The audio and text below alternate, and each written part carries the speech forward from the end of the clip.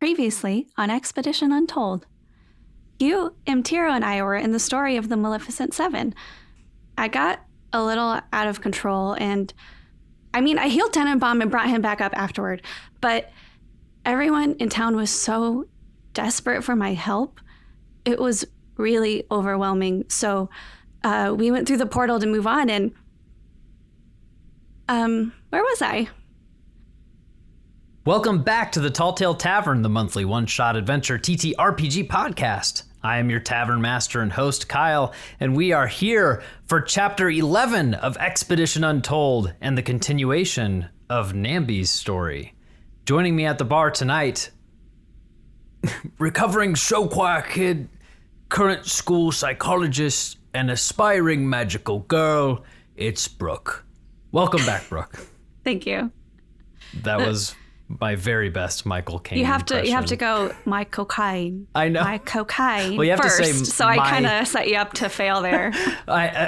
You have to say my cocaine. That's my Right. trick. Is my cocaine is his accent, and so I didn't say that before, so I didn't get prepped. in the rhythm.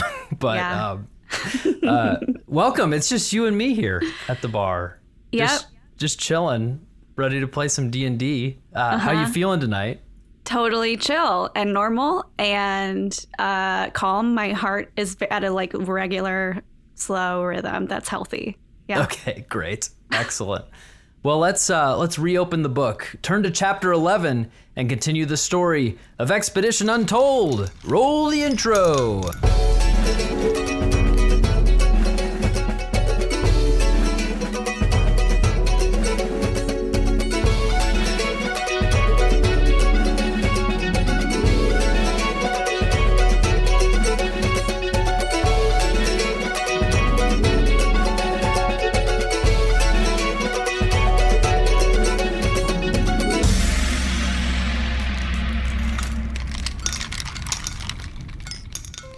Namby, as you stepped into the portal, leaving the Western world, you were surrounded by images and sounds and memories from your past.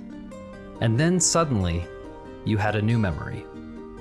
As a young learner at your university, a Fire Genasi boy comes and tells a story in the Commons. It's a story about a boy who feels different from his own family, but eventually he finds the differences to be strengths, giving him courage. You like the story so much that you buy a copy from him.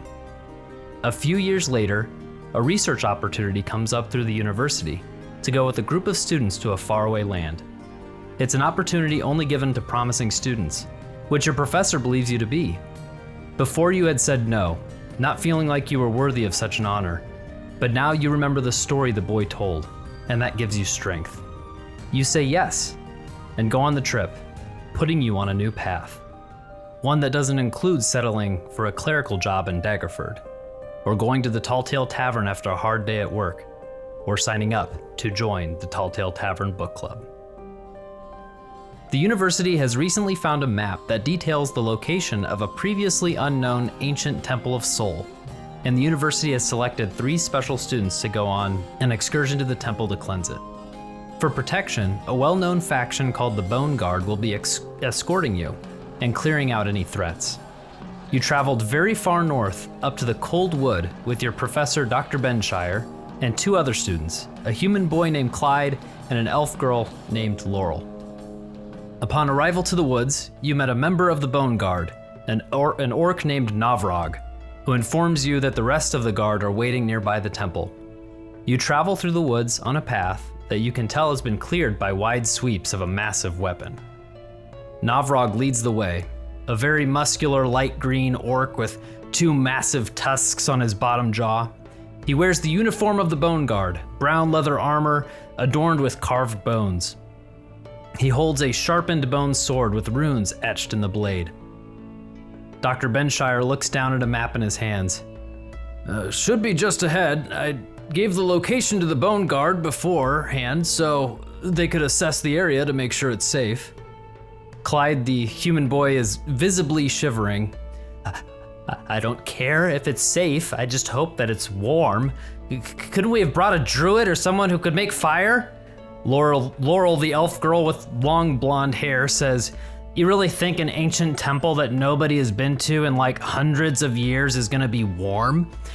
It's a temple of soul. We worship the god of the sun. Why build a temple out? Why even build a temple out here? You continue to walk until Navrog stops and points to a slight incline. Just over this ridge is the temple. The other side is steeper, but we've tied some rope to a tree that will make it easier to walk down. And he is cut off by the sound of a horn and a loud thump on the ground and sounds of a struggle over the ridge. Stay here, He says, and he runs up the incline and down over the other side, and you hear sounds of weapons clashing. What? Should we just stay here? Yes, that's what the orc said. Okay. Is there anything nearby that's like tall, that I could get sight line on? Yeah, go ahead, roll perception. Whew, 24. Yeah, with that roll, you look around and you see that there are some pretty tall trees. The ones nearby you don't really see have, they go up before there are any branches, but then you look and shift a little bit in your stance and you can see a tree that is more like a conifer tree, like a pine tree that has lower branches on it. And so that would provide a little bit more of an advantage point. Okay, yeah, I think she would want to shimmy on up, not like very high, because she's still scared and wants to be able to get down easily, but if she can see what's going on, that would make her feel better. Okay. So you go forward and you climb up the tree. As you start to leave, your professor says, Namby, what are you doing? Oh, I was just gonna go over there in that tree, because then I could maybe... Namby, it sounds like there's fighting down there. I think, we need to stay here. The orc told us to stay here. Yeah, I mean, there's not fighting in the tree, right? Like, I think it's okay. Go ahead and roll a persuasion. Hey, that's a +0, but that's a 13. A 13? Uh-huh. No, I'm not risking any students on this. This was not supposed to be a dangerous mission. I don't know what's up ahead. You need to stay here. What? You hear another horn, and you can see just over the ridge, you see this like bone like crest over this ridge, and it has this giant stone like wrapped around this bone, and you see it go up and then slam down, and you hear that big thud on the ground. Oh my gosh. Well, we have to know what's going on so that we can heal them if they get hurt, right? Laurel's like, I know like a healing spell, and Dr. Benshire's like, no, we can't be risking. This is too much of a risk. No, we can't be. I think we need to back up. I think we need to head out. Oh my gosh, I don't think Namby would go. Like, I don't think she would. Do you want to go to the tree? Do you want to go to the tree that you saw? I don't know. My professor's telling me not to. I tend to listen to my professors. As he had called out to you, your hands were like, you were like up next to the tree basically by the time he was talking to you. Okay. Yeah. I'm just gonna hop up a little bit. I'll be right back, I swear. I won't get in trouble. And I just start hopping up. Okay. So you hop up a little bit and you can see your vision crests over the ridge, and down below you see this massive horde of skeletons, like a massive amount of skeletons, and you can see this giant member of a literal giant member of the Bone Guard swinging this big, huge club hammer down, thud on the ground. You watch as an ogre member of the Bone Guard gets overwhelmed and is swarmed by skeletons. You see Navrog down there holding off some skeletons, and behind him, you see a half-troll female laying on the ground, out, but not gone, but looks like knocked out on the Oh ground. my gosh. Okay. You are at this angle. You're just about 60 feet from them. I'm 60 feet from them? Yeah. Okay. Okay, she is going to guiding bolt one of them if there's one near someone, Okay. because it's 120 foot range. Yes. You are going to be entering into the initiative, so go ahead and roll initiative. Okay. That's a 16. So you go ahead and cast Guiding Bolt at this massive swarm, and you are going to be targeting ones by. Are you going to target ones that are around the orc, Navrog, and the half troll, or ones that are around the giant? Who's closer to the Navrog is closer to the half troll. yeah, Female. not the ones near Navrog then. Okay. Okay, here we go. Okay, 19. 19, that will hit. So go ahead and roll that Okay. damage. Okay. You can do this, Namby. Ooh, okay. 14. Radiant. How does it look when you cast Guiding Bolt? It's like instead of a bolt of lightning, it's like a sun flare that just like comes down from the sky and just poofs them. Amazing. It comes down from the sky and just eradicates some of the skeletons. You just see it blast down and breaks apart some skeletons. It seems like you took out a chip in this, just a small amount in this massive horde of enemies. Well, the next person who attacks that horde gets advantage. Okay, that is Navrog. And Okay. so, is there anything else for your turn? No, I'm staying in this tree. I don't want to get my professor too mad. You see Navrog swing his sword and slash and hit quite a big swath of the skeletons, just like slice through their bones, kind of fly up. He's able to get a pretty good hit, and then swings with the backhand and actually hits again, and does another good chunk of damage. So he's able to fend off a little bit. The skeletons back up, but it seems like they're gonna press right on in after him. Next, I'm going to roll a death saving throw for the half troll female on the ground. And I'm going to use our new dice tower, the Tavern roller. So if you're watching on YouTube, you can see this roll. And so this is death saving throw. That is a 14. And she will pass that. So one success on that. Back to the top, that giant great club raises into the air, but got a big rock strapped to it, swings down, and crushes a good amount of skeletons. And then he backhands it, tries to swing at him again, and misses. He breaks a bunch of them and then just swings kind of in the area that they were and isn't able to connect on any of them. And it is the swarm of skeletons' turn, and they are going to have 3 attacks on Navrog and 3 attacks on the giant. On Navrog, they hit all 3, and one of them's a nat 20.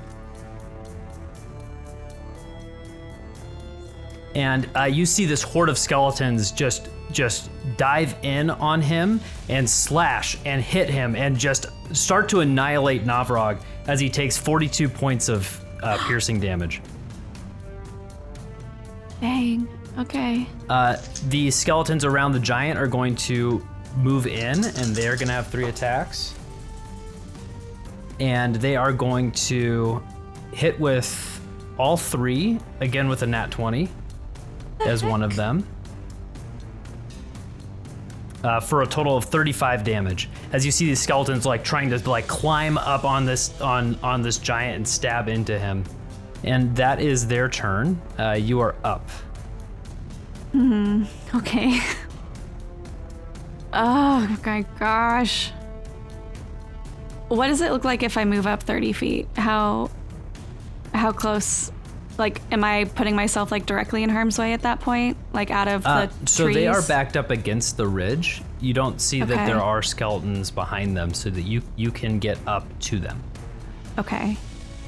Well, I'm gonna move up 30 feet, and if I need to like hop through the trees or whatever, like if you need me to do anything movement-wise, I have stuff I could use, but Not necessarily. You were able to get 30 feet closer. Okay. Part of that 60 feet was you being a little bit up on the right. tree, so just distance movement-wise, we're going by horizontal D&D length, math, not it works. vertical. Yeah. Like it works. Okay. So, Okay. I'm gonna move up 30 feet, and I'm going to cast Aid. Okay. So I can choose 3 creatures. So I'm going to choose the half troll on the ground, Navrog, and the giant. So their hit point maximum goes up by 5, but their current hit points also go up by 5. Your aid goes out. The hill giant, some wounds heal on him. Navrog, some wounds heal on him. And then you see your spell go out and hit this half troll, who heals for 5 hit points and goes to stand up. And when she stands up, it hits you like a wave. You see her, and all these memories come back. You remember your friend from the tavern, Hugh, half troll, talking about his sister who was in the bone guard. It's all confusing at first, but then it starts to come to you, and you start to remember going through the different stories, being part of a book club, and then it really just sinks in. Everything seems wrong about what's going on now, that you're living something different than what truly happened. And you are no longer level 3, you are back up to level 7, Namby. Ah, yay! I don't have 24 hit points. Yay! And as that memory comes back and that half troll stands up, River, will you please join the group? Welcome, Tiddly. Oh my gosh! I didn't think I was going to be playing with a person who was River. I'm going to cry. Surprise! Oh my gosh, that's incredible. Yeah, River. Welcome, Tiddly, to the game. I'm glad that you didn't immediately die. Yes, thank you for saving my life. Yeah. But River, you stand up after being overwhelmed by the skeletons. This is your first mission with the Bone Guard, and you have your Bone Crusher Warhammer with you. It will be Navrog's turn next, but because I rolled your initiative for you, River, and it was a natural 1, so so I'll be taking over my rolls back. Thank you. yeah, you are welcome to take a roll for you. I give you a success on the death save, though. Yeah, that was good. Yeah. But Namby, anything else for your turn? No, not right now. Okay. Navrog makes a couple swipes with his bone sword. Both hit. And does a lot of damage to these skeletons. He is hitting hard right now. Swipes, and just takes out a lot of these. You see him with this like fury almost in his blood as he is like swinging his sword. And he is holding there right next to you, River. River, it is your turn. And you have 5 hit points currently. Great. Okay. All right. What are we going to do? We are probably going to, come back up, stand up, assess the current situation, and try to take out some skeletons. See what we can do. I'm assuming they're all within melee range, or like there's a lot of them melee range. So let's try just hitting them with the Warhammer. 18? Sorry, 24 to hit. 24 to hit. Yes, 24 hits. Perfect. All right. And since I'm just coming back from death, I don't have any modifier on the Warhammer, so it's just a straight hit. 7 points of damage. Great. As you swing and you do bludgeoning damage against these skeletons, it's extra effective. And so that's actually 14 points. Great. And I get a second bludgeoning attack also. So I'm going to hit again. And that is 10 points of damage. Did you give the attack roll for that one? Oh, sorry, my bad. Let's do the attack roll first. It is the Bone Crusher, which basically automatically 21, hits when Becca's 21. roll. Yes. The first two rolls I get with this. Above 20 both times, as is standard for the Bone Crusher. Bone Crusher. We'll keep that damage roll though, because that was that's a good damage roll. So, Thank you. So Bone Crusher reputation upheld. 10 up to 20 points of damage. Any specific way you're smashing these skeletons? You can look as they're like swarming in on you. You see lots. They're all humanoid skeletons, but you can see they're all different races, all different types. So there's like a big one with like minotaur horns coming in after you. So I'm basically going to, I'm like beaten and bloodied, like it's like all crusted over my face, and but I'm rallying my strength, and I'm gonna go in there and smash and just cry, "Follow the Bone Guard!" and just like smash a couple of them in the face and decapitate them. Great. Bones are flying everywhere. Anything else for your turn? That's your action.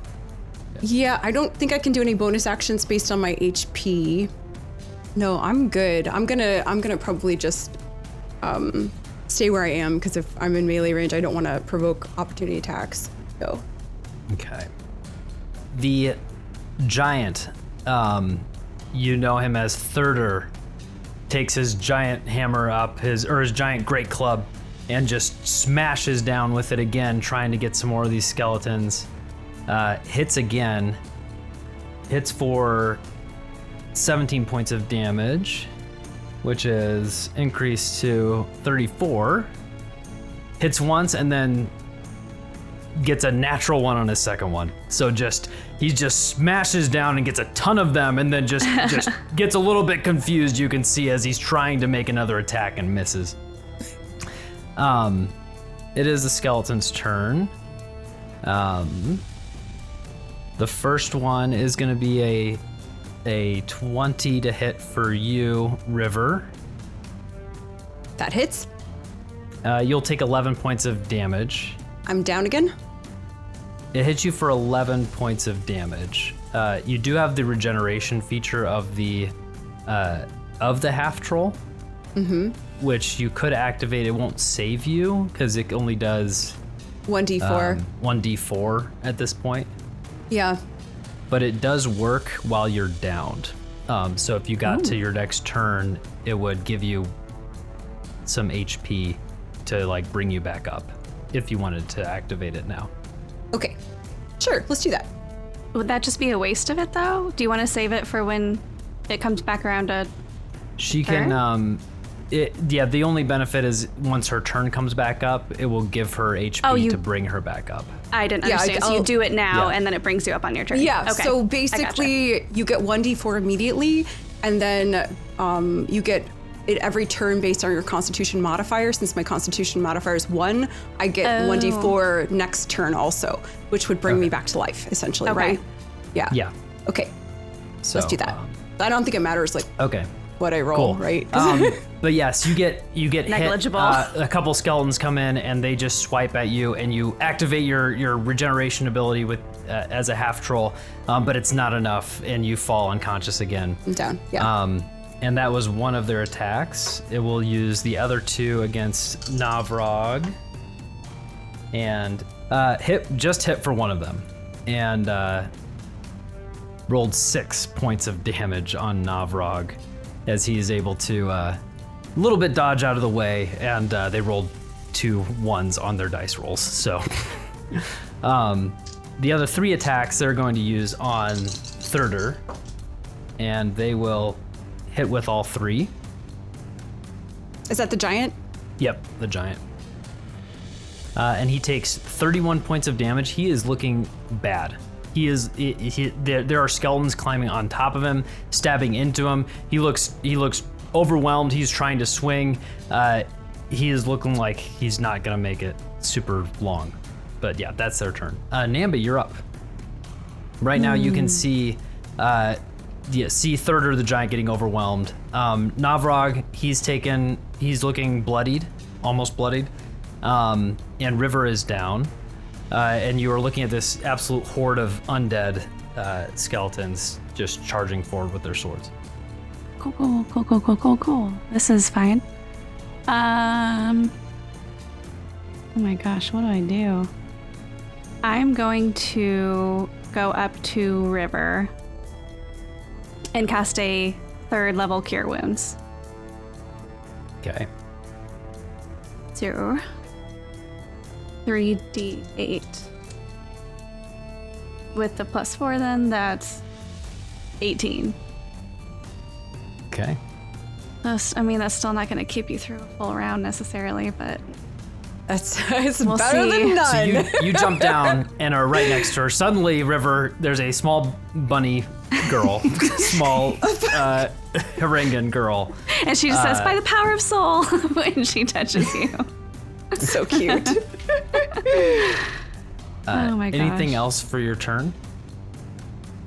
Yeah, I'm gonna, just because I've got full health, in case they want to take a different target, I can't move away, I guess, from whatever horde is on River, but I want to kind of make myself a target if I can between like the 2 swarms, if that's possible. Yeah, so you can step in front of River is probably the best that you could do. Okay, I will do that then. Yeah. Okay. A tiny bunny human shield. Yes. Yeah, you're so much taller than me, but I stick up my ears as far as I can to be as tall as I Trying can. to make herself look bigger. Very, very intimidating. She's how tall are you? Like 3 feet tall or she's something? small, so I think Yeah. she's like 4 feet, literally. 4 feet like, tall. Tops out at 4 feet. Yeah. Navrog steps forward and swipes with his sword, misses his first attack, and hits with his second. Does just a little bit of damage. Not really swiping too well on this attack, but he does those two attacks, and then he shouts out a battle cry, and he says, "The herd is thinning! Fight harder!" And it's gonna give everybody advantage on their next attack, their first attack. Ooh, love that. Actually, it gives advantage on attack rolls until the start of his next turn. All of them, nice. And then he can make a bonus attack. Was it a bonus action? Heck yeah. So he makes a bonus attack action and hits with it. Advantage? With advantage, yeah. Let me see if he crits. That'd be sick. Did not crit. Opposite of crit. Nat 1 on the advantage. But he does 11 more damage. And that is his turn. And River, you are up. Okay. And you can see as he cried out that the herd is thinning, you can see that there is a limit to how many skeletons are here. And based on how much damage you have seen everybody do at maximum, you think that you have a chance of taking them all out. She's heartened by that sign and what she sees, and that she sees this tiny bunny in front of her trying to protect her 7-foot swarthy body. She's inspired by the bunny's bravery to put herself between like her and the horde of skeletons. So she doesn't know who the bunny is, but she's like, wow, that's really impressive. That is a brave bunny. And she goes ahead and tries to swing her warhammer. Great, so that will be with advantage. All right. Let's do that again. So 13. 13 just hits. Okay, great. And that is 8 damage. Okay, with the Warhammer up to 16. Oh, and I'm gonna give her the additional, actually I'm gonna roll the regeneration too, to take the regeneration for this turn, since I was healed Good. okay, so I'm gonna take that really quick too. So that's 1 point. I'll take it, whatever. 1 point. Woo! Woo! Every little bit counts. You never know. It's fine, but it could mean the difference. So, all right. And then I'm going to go ahead and attack again with my second attack. And rolling with advantage. And that is 14. To hit, yes. 14 to hit. And that is 11 bludgeoning damage. Ups to 22. Excellent. So she's going to go in and she's going to basically think to herself, you know, I'm going in. I'm ready to die again. I can be brave like this bunny. She's thinking about her little brother. And she's going and she's going to give it all she's got. Great. You charge forward and just smash like 3 of these giant skeletons. You see one that has more like a dragonborn face, so you just crunch that bone hammer straight down, and just the pile of just becomes a pile of dust as you just rip through a good swath of these and do quite a bit of damage to these skeletons. It's now looking very thin. Like there are just a few skeletons left. Most of them are around the giant at this point. And it is his turn. I just want to jump in and say that canonically, River is actually 8 feet tall, so it's even more ridiculous. Oh, 8 feet. Oh, yes. Thank you. That's true. That is very important. A typical half troll is 7 feet, apparently. She's tall. Okay. River is above average for a half troll. Yeah. She ate very well. Cut above Yes. the rest. She rejected a lot of salads, apparently. With advantage, the thirder, the giant, is able to swing his hammer and do some massive damage to the skeletons and what remains of them. He hits one, just smashes down for a bunch of damage, and then misses his second one. He's a one-hit wonder. This guy. Isn't that the third time he's gotten one in? Yeah. Yes. So at this point, he smashes down on these skeletons. There are a few of them left, and you can look and see that the temple is behind them. Where they were rushing out, it's been a while since there've been new skeletons coming out of the temple, but there are just a few stragglers left, and they are around him. And they are going to only have 3 attacks instead of their normal 6. And they hit with 2 of them on him. And the first one, only does 7 points of damage, which takes him down to 3 health. And then hits for 11 points of damage. He is down to 0. He is down. He will be able to make death saving throws himself. But there are just a few skeletons left, and they are swarming his body. Namby, you're up. Okay. Namby, are all the skeletons that are left within 30 feet of her? Yes. Okay. She's going to use her channel divinity turn undead. So which I didn't realize she had, or I would have used that earlier. And so they have to make a wisdom saving throw, DC 15. And if they fail, they have to run away. You're level 7. Yeah. Scroll down a little farther. And there's yeah, I know. The destroy undead if they're under a CR something. Oh, lower than my threshold for my level. Oh. What does that mean? Threshold for your level. Oh, that's weird. I don't know what this swarm of skeletons, they do count as individuals with this undead thing. So I'm going to roll for the ones that are left, the group. I'm going to roll 3 different checks for them, and so they have to hit. What's the DC? 15. 15, and they have a -1 to wisdom, and so they have to hit a 16 on these dice. And I'm gonna do the Tavern roll so we can see. So we'll see if they can hit a 16. Oh, one did. One did. And so you see as there's a group of 5 skeletons that remain. The rest of them just explode. Boom! And it's just like crashed. The other ones are looking afraid, but they're able to stand their ground as they're standing over Thirder.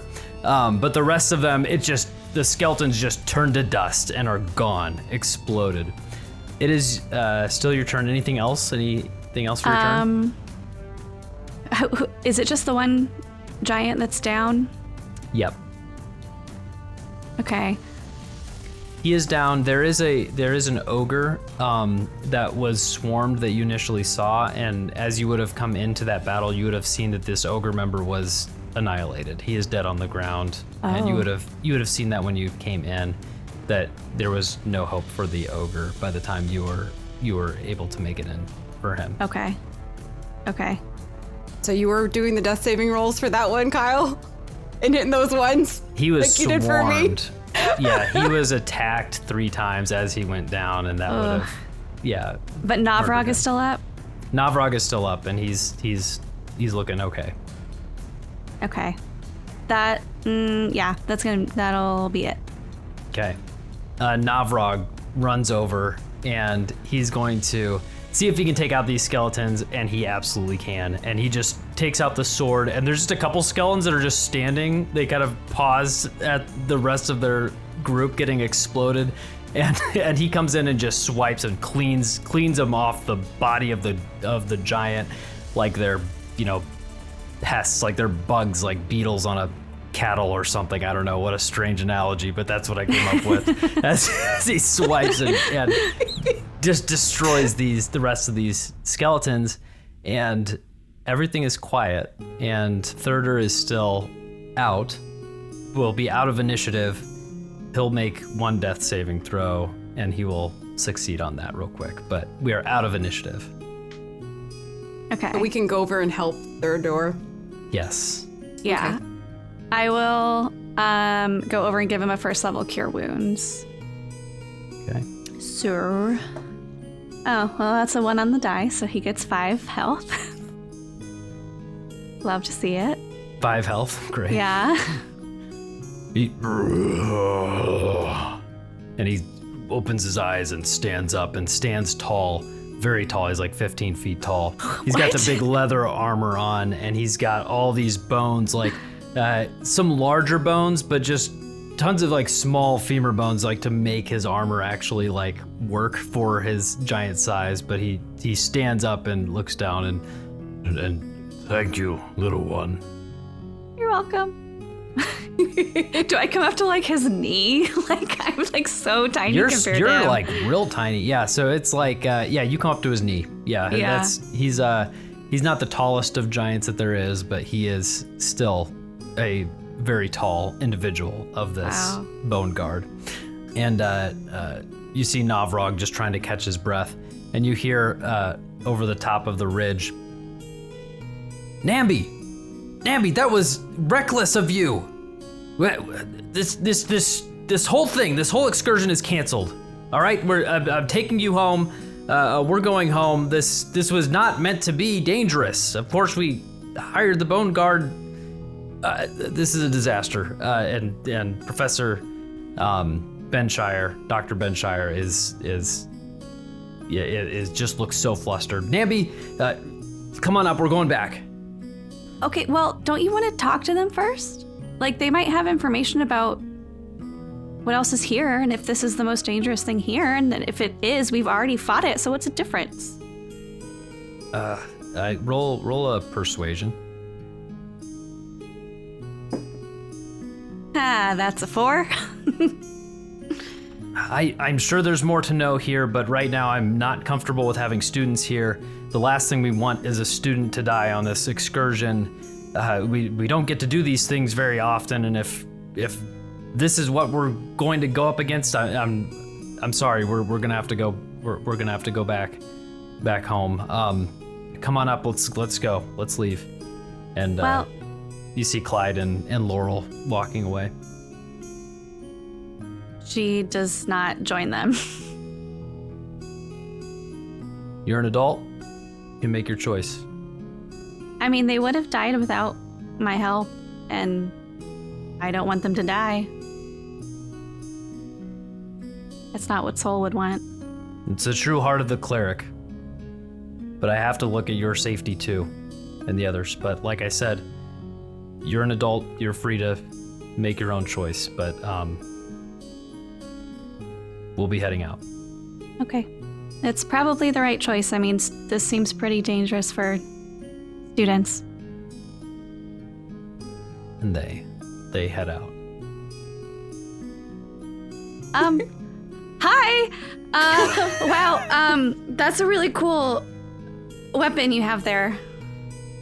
So River is going to look at her warhammer and just it's this enormous bone that has carvings in it, and she's gonna say, "Thank you, tiny bunny, for saving us." And she's gonna pick up the bunny and swing her around, and just and then just gently set her down, and then kneel, and then offer a hand and say, "I'm River. It's nice to meet you." Oh my gosh. Hi, I'm Namby Pambleton. You can just call me Namby though. Namby, great to meet you. So will you be joining us on this adventure?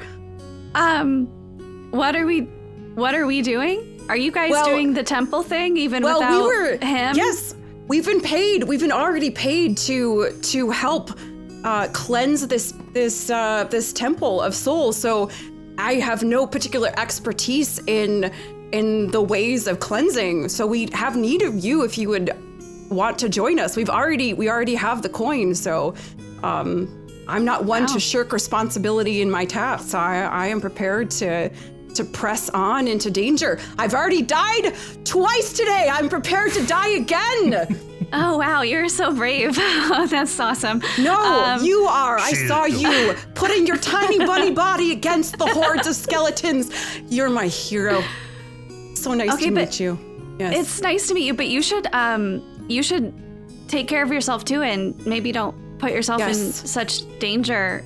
You guys would have been in bad shape without me, and that's not me. Like, I'm not trying to brag. I'm not trying to brag or anything. I just, you guys are pretty hurt.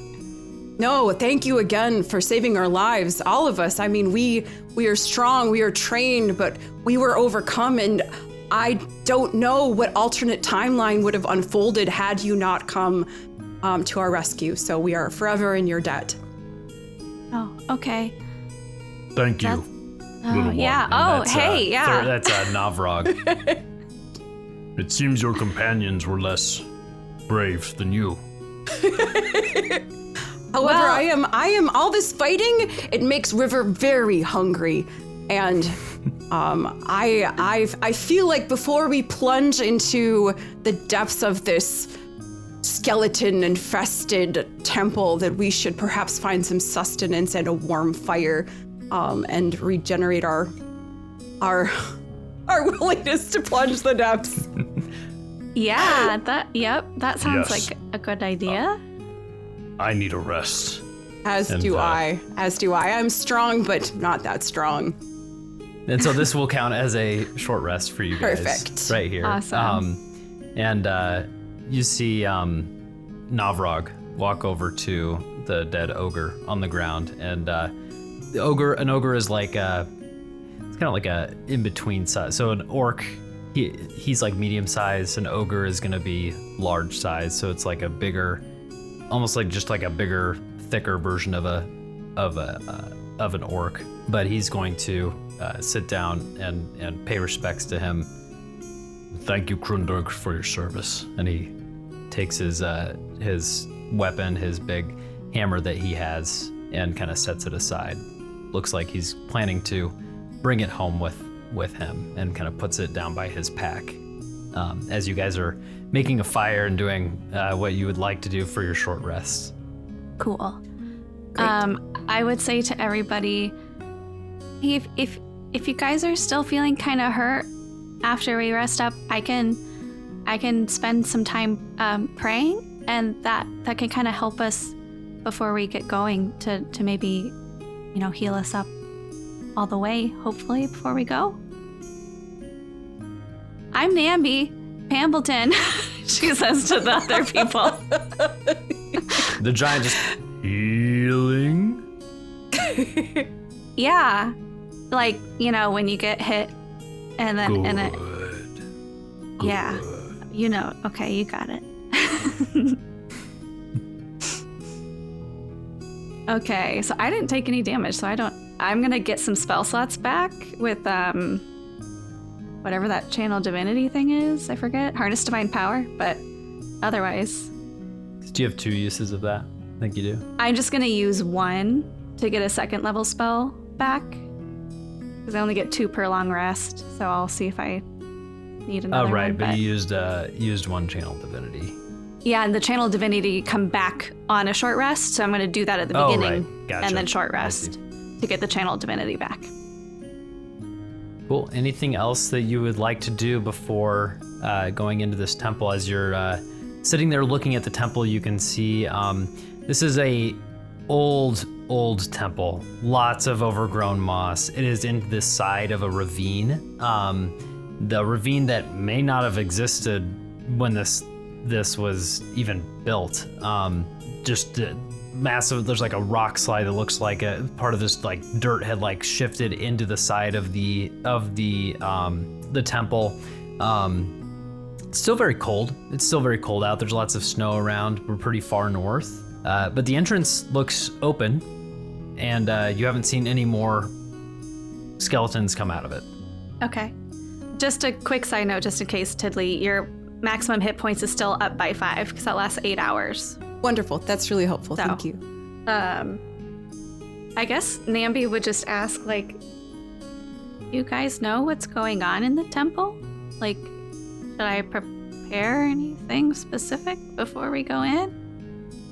And we, like River said, we were hired to clear out the temple to make it safe. And if this was maybe the hardest trial we'll go through, then so be it. But we'll go through and clear out the temple, and that's our expertise, is fighting threats. We know nothing about the temple. You are a cleric of soul. This is a temple of soul. I think we'll leave it to you to help with some of those. Oh, Some things we might encounter. okay. Yeah. Oh, yeah. I mean, I'll do my best. And then River's going to say, just in case, and then she's going to take out a knife and she's going to cut her palm and smear the blood on her warhammer. And as she does that, the runes start to glow and it gets an icy hue to it. So she is going to apply a crimson rite, and that means that she takes 1d6? Yes, 1d6. Necrotic? Okay. So she's going to take 1d6 necrotic damage. And that, unfortunately, is a 6. Got a little too deep there. Yeah. She's tough. It's okay. And her warhammer now has additional damage. Yes, it frosts over, right? is what you said. Frosts Right. over, yes. Navrog looks up at Thirder. Thirder, it doesn't look like you'll be fitting through, so how about you stand guard outside? And he nods his head. Yes. So Thirder the giant will stay outside, and Navrog will be joining you. Okay. Are you ready to go inside? Ready as I'll ever be. River is always ready for danger. So you step inside the temple and walk through a short hallway and then come into a large circular room with a domed ceiling. Immediately, on the other side of the room, you see 2 skeletons with their short bows drawn. Their initiative is a 4, so you two give me an initiative roll. Okay. Wow. Oh, wow. Okay, great. That's a good time to get a nat 20. Nat 20. It is okay. Great. We're 25. You see 2 skeletons there. You fought a lot of these, you know, already. You know that they have about 13 hit points. And so how would you like to go forth to clear this room of these 2 skeletons that are having their short bows drawn about 30 feet from you? I think I would just use my Sacred Flame cantrip. So that'd be a dex save for them, dex save 15. Okay. You'll have to target like one at a time. Yeah, That makes yeah. sense, I mean, but- I guess, I don't know, the one on the left. He rolled a 21. Wow. Well, there goes my turn. Good nat 20. Oh, no. So Sacred Flame misses. Anything else? No, that's it. Okay. River, you're up. Okay. All right, let's go ahead and Hulk smash. I think we can make quick work of these. 16 to hit. Yep. Okay, and that is 11 bludgeoning damage. Plus, what was the modifier for the frost? I think you get, is it an extra d6? think We so. have it written down somewhere. Yes, extra d6 Okay. of cold damage. And that is a 3. So that's 14 points of damage. Nice. The bludgeoning damage was extra effective. It explodes with that. You know, it had 13 hit points. You did 20 just with the Wow. with the bludgeoning damage. So bones scatter everywhere. You've got another attack and another skeleton standing there with a short bow, slowly turning to hit you. All right. That is 14 to hit. Yep, that'll hit. And that is 7 damage plus the extra frost. That is 8 damage. Great. 7 up to 14 plus 1 had 13 hit points. Extra effective. Blasted. Yes. And so, so Can we Namby- like freeze him and then explode him like dry Yes. ice? Oh, nice. Absolutely. Yeah. Okay. How does that look? You So I smack the skeleton, and as soon as the warhammer, the frost-covered warhammer hits him, he just absolutely turns to ice and then just shatters into dust, or I Incredible. guess shards. Yeah, frozen Great. shards. Yeah. Navrog looks like he was drawing his sword and then just puts it away. And you guys are in this room. We are out of initiative. Good job. You look around this room and you see beautiful stonework all around, carved with rays of sun spreading out from the center of the room, like on the floor. There is light coming into the room from the ceiling through pinpoint holes that form constellations on this roof of this domed ceiling. It gives the appearance of the sky at night. And there is one main door across the way, a tall stone double door that is completely blank. There are a few other doorways around the room that, just a quick glance looking into those rooms, lead to what looks like a small study, a prayer room, sleeping quarters. Everything looks really weathered and drab. There's no other enemies, nothing that looks like there's much value. And you come back into the main room, and you look over towards the skeletons and see that they were standing there. There's something different about the wall over there. Looks like a lever on the wall. Can I go over and see if can figure out like what it would trigger? Yeah. So you walk closer to it. So give me an investigation roll. Let's see. Not good. That's 5. A 5. So you walk over and see that it's actually a wheel. There's a wheel that goes into the side of this, into the side of this room. It's got the spokes on the wheel are, on one half, are like rays of sun, and on the other half, it's more like lines, and it almost looks like the appearance of like sun and moon to the wheel, and that's what you see. Huh. Can I go over and investigate also? Sure, go ahead. Okay. 16. 16. Namby goes to touch the wheel, as she said she was going to go to go investigate it. And River, you see there's a DC of 15 on this investigation check.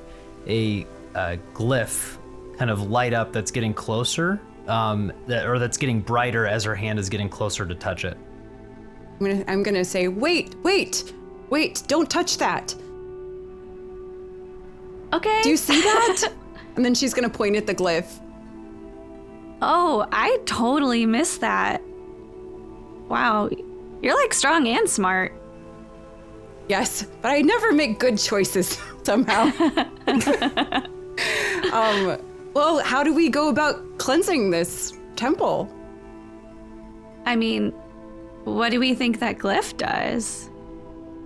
Roll an Arcana check. Oh my gosh. Guys, I started off so strong today, but that's a nat 1. For a Natural one. I got a for a 23. 6. Oh my gosh, you're so smart. My rolls are so good 23. tonight. Amazing. Namby, it looks like, it looks like it's part of the mechanism. It's probably nothing that would, be an issue. My brain is just like, this is river. This is wild. This is river. So that's all I'm thinking. River, with your new knowledge of runes and glyphs, you have some idea of what they can look like if they are meant to help or harm. You can definitely tell that this is one that is meant to harm as a trap. Okay. All right, so I'm going to go ahead and communicate that to my companions. Okay. But there's also just like a door, but it's closed? Yep, a big stone double door that's closed. And there's a lever. And the rune is on the lever, or is it on the wheel? Sorry, it was kind of looked like a lever from the angle. Maybe it's because that's what I said, but I meant to say wheel. And then you get close and you can see that it's a wheel. So there's no lever. There's no lever just and a wheel. It's just a wheel. And A the wheel wheel that has goes the like glyph into on the it. wall. Yeah. Okay. Well, this is magic beyond my ken.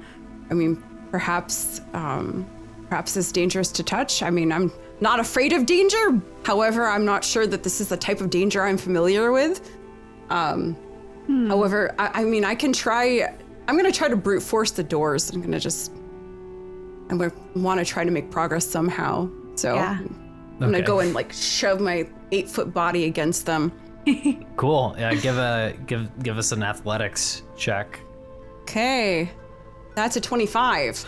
25. You put all of your force. You feel like you hit it square and thud against it. Doesn't move. Yeah. Well, Oh, boy. I had to give it a try. I know I already did an Arcana check, but like, would Namby know anything about glyphs? Like in her study, I don't really know. You can tell that it's a trap that probably gets activated. With your collective. There's probably something that triggers it. It was glowing as your hand was getting closer to it. It was glowing brighter. So I think with that, you could have easily deduced with that Arcana check, River, that this is like a touch thing. If you touch the wheel, there's a trap there. If we wrapped something around it, would that trigger it?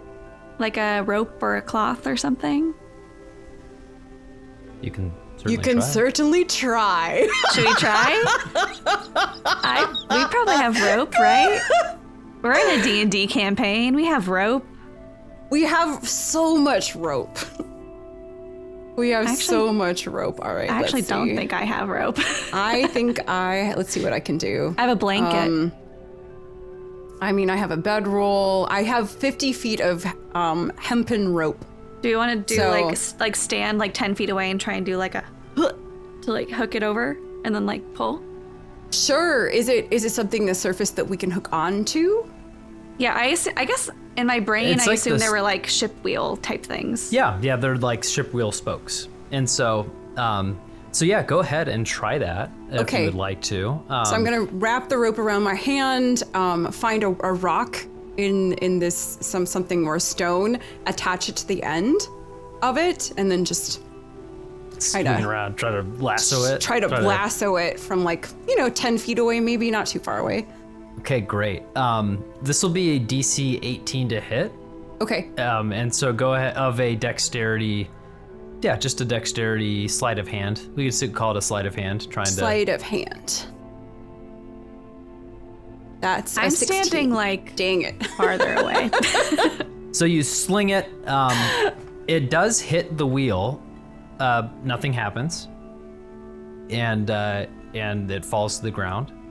It doesn't hook onto it.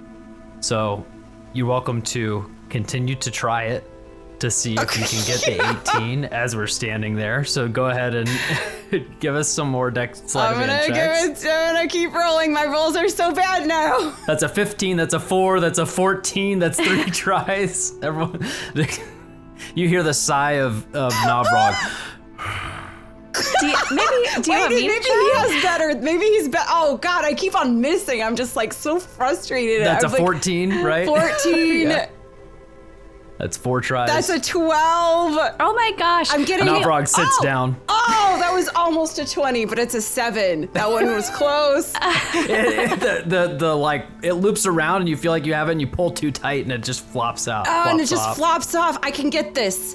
I've done harder things in my life, but none as hard as this. That's a 17. It almost gets. Oh my gosh. And finally, I hit a 20. Amazing. Amazing. My arm is getting a little sore. I trained for this. I was training for this my whole life. So you sling it. You finally get it to latch onto the wheel. After, what was that? I think that was 8 tries. 8, yeah. 8 rolls. Great. To get an 18. And you landed on there. And now you feel like you have some bit of control over the wheel. It doesn't affect you. This glyph isn't activated. And you feel like you are able to rotate it. It's a little bit difficult, but you can rotate this wheel if you get the right angle. All right, I'm gonna go ahead and shorten the distance of the ropes. I'm gonna pull it closer so I can manipulate it better. So Okay. I'm not gonna touch the wheel, but I'm gonna get maybe 3 feet away and just shorten the distance and just go like this. And then I am going to try to pull it down. Okay. You turn the wheel and it turns where it's at straight up. There are rays of sun going off the right and moon rays going off the left. You turn it so it's the moon is kind of going up the top of it. And the constellations above you in the room change. The whole room, the dome kind of rotates. And a moon appears and traverses the ceiling until it reaches the center of the dome, shining down, giving more illumination to the room as you do that one turn to get the moon squared up. Okay, can we do some kind of investigation or arcana check to see if any of this is making sense to us? Yeah, go ahead. Both of you can give a one or the investigation, or I would say perception. Perception? Okay. Yeah, arcana if you're looking for something specific, but Okay. you have to let me know what that was. All right, I don't notice anything. I rolled a 4. You are so focused on making sure I'm this so rope focused is on- not yeah. going to come off that you are not singing All of the my bells. intelligence is distracted by this. And also, it's probably disappointment from failing 7 times in a row. Yeah. I was really hard on myself, you know? Okay, well, we have a good give and take relationship because that's a 24. Oh, great job, teammate. You are the best bunny buddy one could ever have. Oh, wow, you're so nice. What do I notice? You look around the room. You look at the door. Nothing's changed. That's pretty much the gist of it. It's more illuminated now with the moon kind of shining down in the center, but it hasn't really changed the room other than the constellations look a little bit brighter. Okay. Maybe we need to get the sun at the top instead of the moon? I mean, it's a temple of soul, right? I mean, I am no scholar. I am a woman of action. But, well, your words make sense. And I am going to go ahead and pull it again and see if I can rotate it until the sun is at the top. Cool. You continue turning the wheel, and the moon heads downward, eventually disappearing, and then a bright sun appears, traveling up the dome, and hits its zenith at the top. And a beam of sunlight shines straight down onto the stone, illuminating the engravings, and liquid gold flowing through the cracks, the rays illuminate in this room, showing a beautiful pattern throughout the entire room. The engravings all light up. It's a spectacle to see. Wow. And you look at the double door, and this pattern goes up on the door, and there's rays of sunlight splashing out on the door. And then at the top of the door, some text appears in common that says, "The longer you look, the less you see." Wow, that's so pretty. I mean, does that mean looking at the sun, because you shouldn't look at the sun. I don't know. You say that out loud, and the doors open out of this room. Wow. Brave and smart. little clap. Little golf clap. Oh, wow. I didn't think that was going to work. Okay, cool. I guess let's go, right? Okay, and River's gonna basically try to go first because she's bigger. She's like, okay, well let me go through the doors first. Great. You walk through the doorway down a hall lit by this like golden sunlight engravings until you reach another room, and you step inside this room, and it's 30 feet wide, and in front of you in 5 feet is a wall of darkness. It's like the light just stops. On the wall behind you, there is a single engraved torch with the kind of like sun pattern on it. On top of the torch is this golden orb that is providing sunlight, and you can tell that the light in this room is only coming from the torch that is kind of in a sconce, but looks like it's easily, like you could easily pick it up out of it, and it's got that golden light shining from it. Do I see any glyphs on that? On the actual... Oh, well, yeah, go ahead and roll an investigation. Okay. Both of you can if you are gonna ask for help. Investigation would be an 11. 25 again. Hey! We're a great We're team. so complimentary. No wonder I Namby. married you in a previous episode. Yeah. Namby, you don't see anything on there. And River, you double check and make sure she doesn't see anything. And she does not see anything. Okay, so we could double check. Okay. Should we take that? Maybe? Oh, I think that's a great idea. Let's give it a try. Would you like me to do it? If it's giving out sunlight, maybe I should do it. Okay. Can I reach it? Yeah. Yes, you can. Okay. I was like, do I need to pick it up and give it to Right. her? Like, how high up are you talking? It's not that high. Okay. But now I wish I can it do a was, little hop. though. I can Now do a I little really wish it was. I kind of wish it was like super high and I'm like picking it off the top shelf to hand to her. All right, she reaches out for it. Okay. You grab it off the wall and you hold it. And as you're holding it now a little bit closer to that wall of darkness, you can see that the light kind of penetrates it a little bit. Okay. And just by like testing it, it seems like this torch, this kind of magical torch, is giving 5 feet a 5 feet radius of light. Okay. I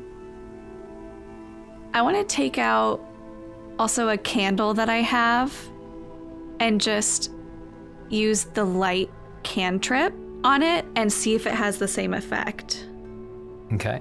You cast the light cantrip on it, and the candle lights up, and you put it forward into the darkness. It doesn't seem to be affecting the darkness at all, and then your hand just disappears as it goes into the darkness. Okay. It looks like that isn't even going to, even a magical source of light Okay. is not going to work for this. Okay. I guess this is it. So, stick close, I guess. Okay. We'll stay and then- together. Okay, so I'm gonna go ahead and with consent, I'm going to pick up Namby and put her on my shoulders. I And we was stay actually together. going to ask, so that is perfect. Great. With consent.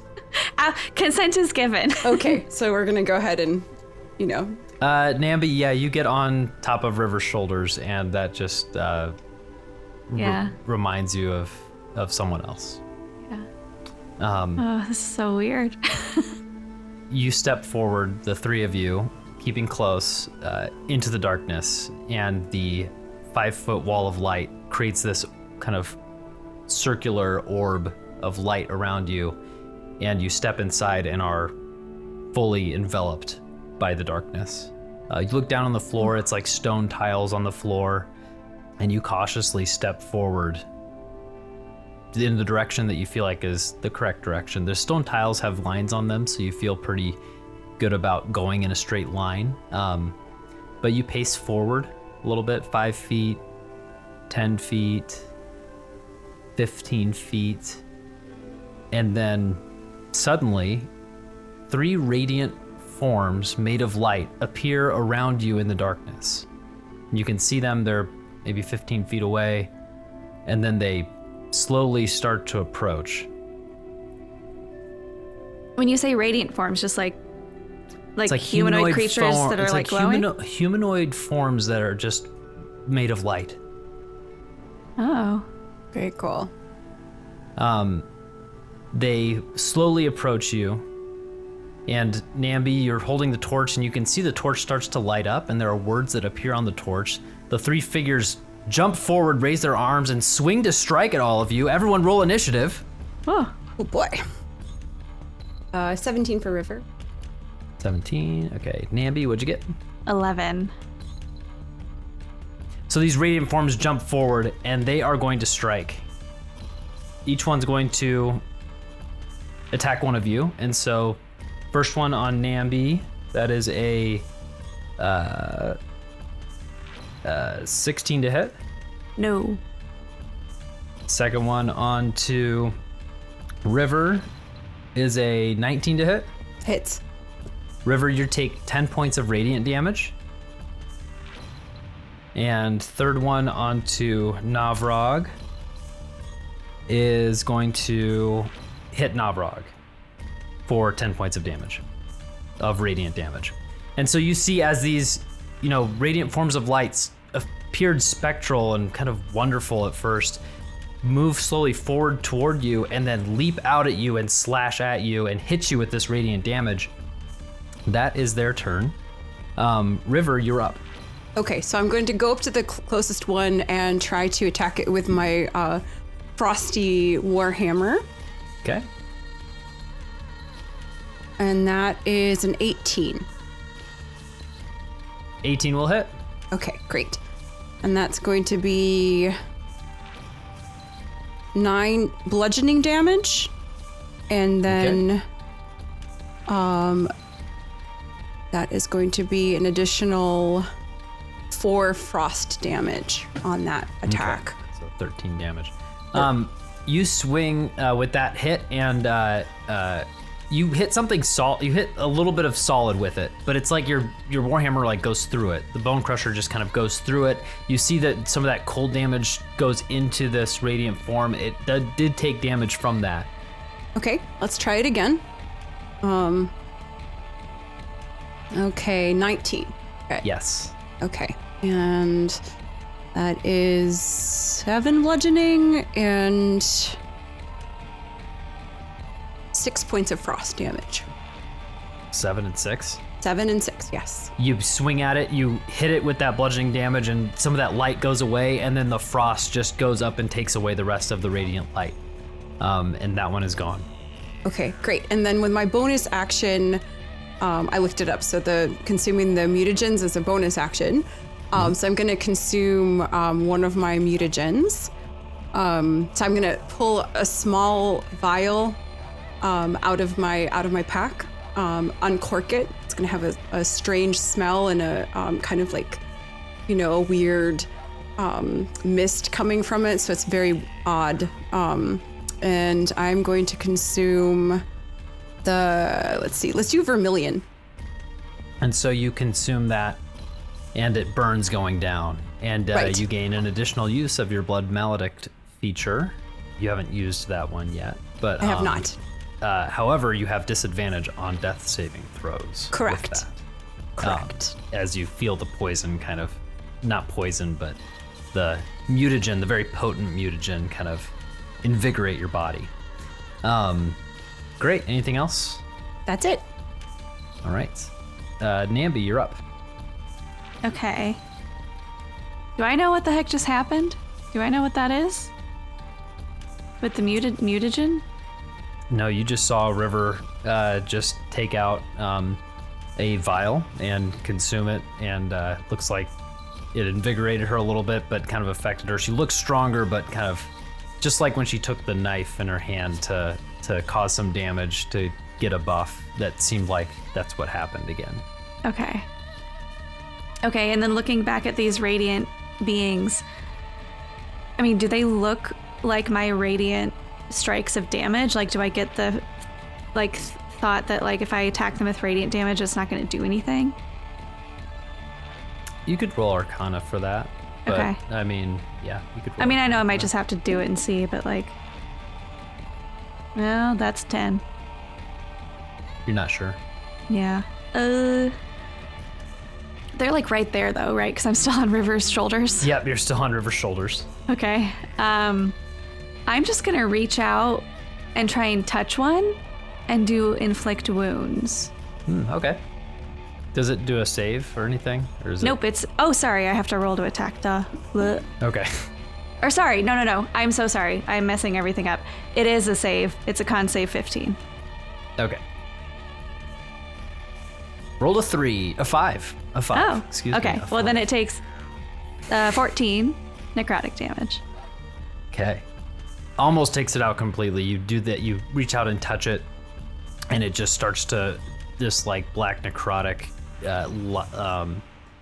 like almost like darkness, like turning the radiant light into soot, like overtakes most of this radiant form. Mm-hmm. Anything else for your turn? That is it. Okay. Navrog, he's going to take his sword out, his bone sword, and going to swipe twice and hit once.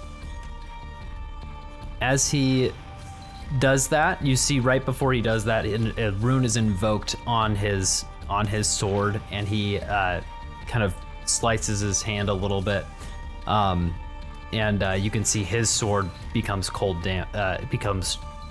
as well. Swings and hits one of the hits the one that's by him and does 16 points of total damage to it. And it is looking weak as well as he swings his sword, kind of chops through the radiant light, slicing this being in half, and the cold kind of creeping up to the rest of it. Cool. And that is his turn. Back up to the top of the initiative, another radiant form, standing where the one was just taken out, appears, and it is going to swipe at River. So now there are, again, 3 around you, and that is a 17 to hit, Hit. 10 points of damage, Okay. radiant damage. The next one to Namby is a 20 to hit. Yep. That's 10 points of radiant damage. And then to Navrog, that's a 22 to hit, and that is 10 points to Navrog. Woo. That is their turn. River, you're up. All right. Let's go ahead and attack again. You have the one that just spawned in that looks full health. There's one next to you that Namby had attacked that's like Yes. half health, and then there's one behind, or that's more than bloodied, and then the one behind that's also more than bloodied. Okay. This I get 7 to hit. 7 does not hit. Does 7 miss. Yes. Okay. Let's try again. 16. 16 hits. Great. I'm gonna go for the one that's looking a little weaker, Okay. and that's 8 bludgeoning and 3 frost damage. 8 bludgeoning, 3 frost. Warhammer comes in and takes out that one that was weak. Okay, great. Anything else for your turn? Let me see. I have a very long list. I'm gonna go ahead and look at the one that just appeared that has full health, and I'm going to curse it. I'm gonna do the blood curse of bloated agony. As you're thinking about using that, and River, Yeah. you've had enough training to remember that in order to do a blood curse, it has to be on an enemy that has blood. Blood. Oh, And so you think about you're like, I want to use this, and then realize I can't. Okay. I can't. Oh, I can't couldn't use do it. You're like, Okay. I couldn't do it on the skeletons. I can't do it on this radiant light. All right. No blood curse. All right. I'm good then. Okay. Yeah. Namby, you're up. Okay. I think just use Sacred Flame if they're pretty hurt. I'm gonna use Sacred Flame on whichever one looks the weakest, and that's a Dex save 15. Rolled a 17. Boo. Okay. Well. And you cast Sacred Flame. This thing just like becomes light and shifts to the side. Doesn't get hit by it. Okay. Well. Yep. That's my turn. Okay. Navrog is going to swipe at the one in front of him that's pretty weak. Misses on his first. Hits on his second. Classic Navrog. and- Classic Navrog. This guy. And that will take out the one that was by him. Great. And that one is out as he swings his sword into it and just misses once the radiant light kind of steps back, and then he stabs forward, lunges forward, stabs it right into its chest, into its heart, and it shrivels away into this cold energy. We are back up at the top. Just as Navrog stabs into one and goes away, another one forms right next to him, as well as the one that River you had just taken out as well. Another being of light stands forward right there. There are 3 there again, Okay. and they are all going to make attacks on each of you. First one is going to be on to Namby, and that is a 23 to hit. That'll be Yeah. 10 points of radiant damage. Second one is a 19 to hit on River, Hit. 10 points of radiant damage. And third one is a 17 to hit on Navrog, which does hit him for 10 points of radiant damage. River, you're up. Okay. So I can't use that There are blood now curse. 3 beings of this radiant light in front of you, all at full health. I'm going to go ahead and reach up to the torch that Namby is holding and basically ask if I can grab it. Yeah. As you do that, you look up to grab it, and you realize that there are words written on the torch now that are lit up. Okay. All right. I'm going to read it. Yeah, you look at the torch. The words on the torch read, "Your inner light will always outshine the darkness." I was going to try to attack one of the light creatures with the torch. Okay.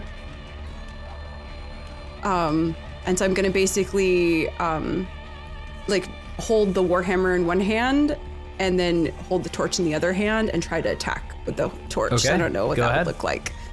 Would that be unarmed strike or? Yep. That'll be. So I don't think you can use improvised weapons. So this will go ahead and make an attack roll with it, and we'll say it's a unarmed strike. Okay. Okay. With your we'll call it an unarmed strike. 18 will hit. Is that Okay. what you rolled? Sorry. Yes. Yeah. Yes. Okay. Yeah. 18 hits. You swing forward and hit it. Looks like it does about 4 points of damage. The orb kind of cracks at the top as you hit the being. What were the words again? Your inner light will always outshine the darkness. I think what we could do. I don't think smacking it with the torch was the right idea.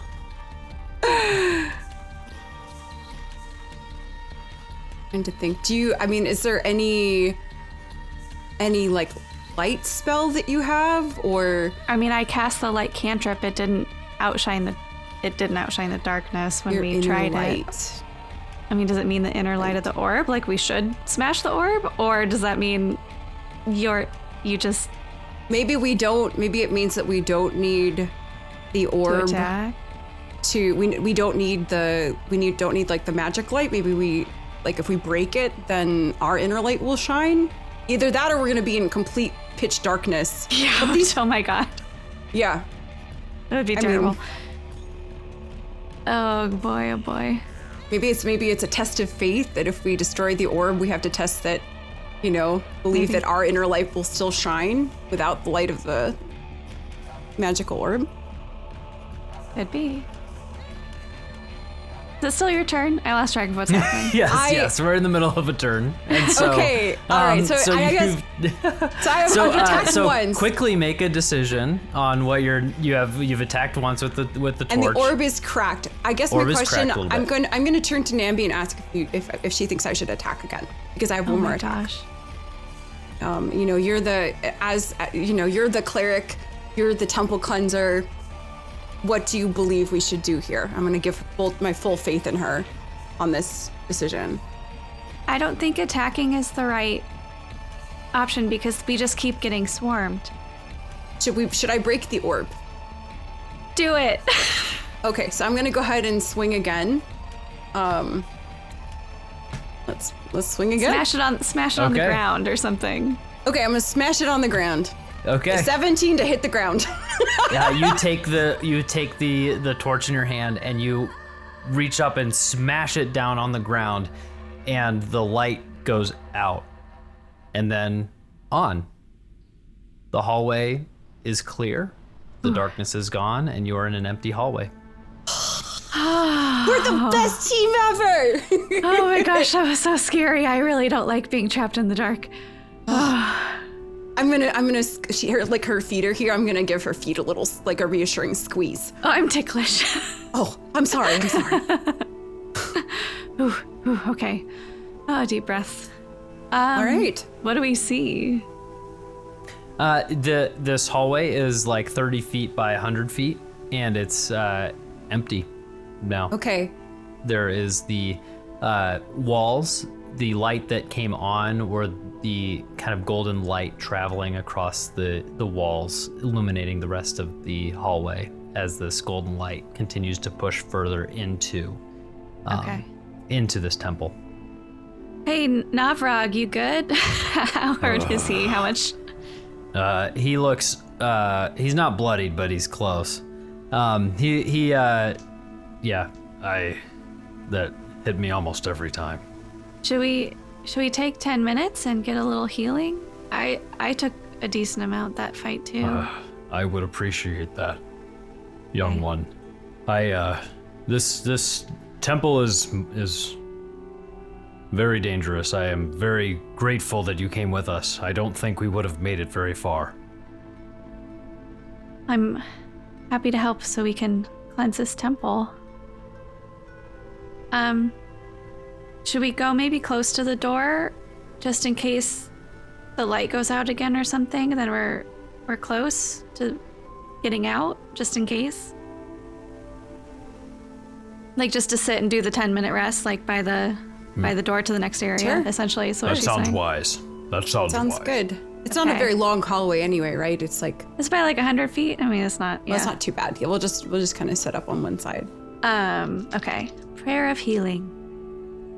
Please, soul, bless us with good healing in this roll. Thank you. Namaste. Namaste. All right, 2d8 plus 4, so that's 16 to everybody. Nice. Great. That's very helpful. Thank you. And hey, River, if you don't mind, with consent, like you said earlier, do you mind if I put a spell on you that will kind of help protect you? No, I welcome any aid with gratitude. So she reaches out and touches River and casts Warding Bond. Ooh. So you get a +1 to your AC. You get and saving throws, and you have resistance to all damage for an hour. Ooh, that's pretty cool. Okay, and that's for one. But also each time, it gives you resistance, but also each time you take damage, you also take that damage, Namby. Oh, Is that so how it's that like, one That's works? right. So we're connected. So it's basically yeah. it's having the damage, but like not really because Because I'm splitting the taking it. damage. Share damage. between the Okay. Yeah, we're splitting it. Okay. But you still get the +1 to AC and saving throws. All right. So yeah, the damage is going somewhere. Just not on you necessarily. And I can drop it if I'm like gonna die. So. Great. No, that's fine. That's totally fine. That's actually so helpful. Okay, well, I guess I don't have to consume another mutagen. Cool. All right. Traveling forward? Mm-hmm. Yeah. Okay. You walk through the door and into the inner sanctum of this temple. There is a 25-foot wide tunnel that opens up into a large circular room just like the first room. At the center of that room, 60 feet away from you, is a large, beautiful, crystalline sun sitting atop a pedestal. The sun is swirling with dark, black energy inside it. Standing before it is a man in sorcerer's robes with a short black beard and gray just starting to show in his beard. Through his hood, I'm doing this. Oh, in character. Wow, this is so much Apparently more I'm immersive doing now. this. Yeah, apparently this is what's happening. Through his hood, you see piercing, glowing red eyes, and he holds a staff topped with a red, glowing gem. As you step inside, he looks up and sees you. Hello, trespassers. I am the great wizard Theoxophilian, master of death. This temple, which was once built for Soul, now belongs to me. Turn away, or fight, and give me your bones to be added to my army. You don't get our bones. That's all she yells. She waits and see if he responds. Then you are leaving? Why are you all red? It's his eyes just like flash, like just glare red, and you can tell it's pointed like at you, Namby. Like you recognize that red. Mm-hmm. Then we will fight, and he raises his arms, and outside from the sides of the walls, waiting. From the sides of the walls. I don't think we're gonna be friends, bro. You can see there's crypts, and there are skeletons that are starting to come out of these crypts from the walls. Everyone roll initiative. I got a 21. 21. River. 14. 1 second as I get set up here. This guy definitely has blood. You can tell this guy's a human. This guy has blood. River is excited. Give me that blood. Yes. Yeah, so he is 55 feet away from you. Namby, you are up first.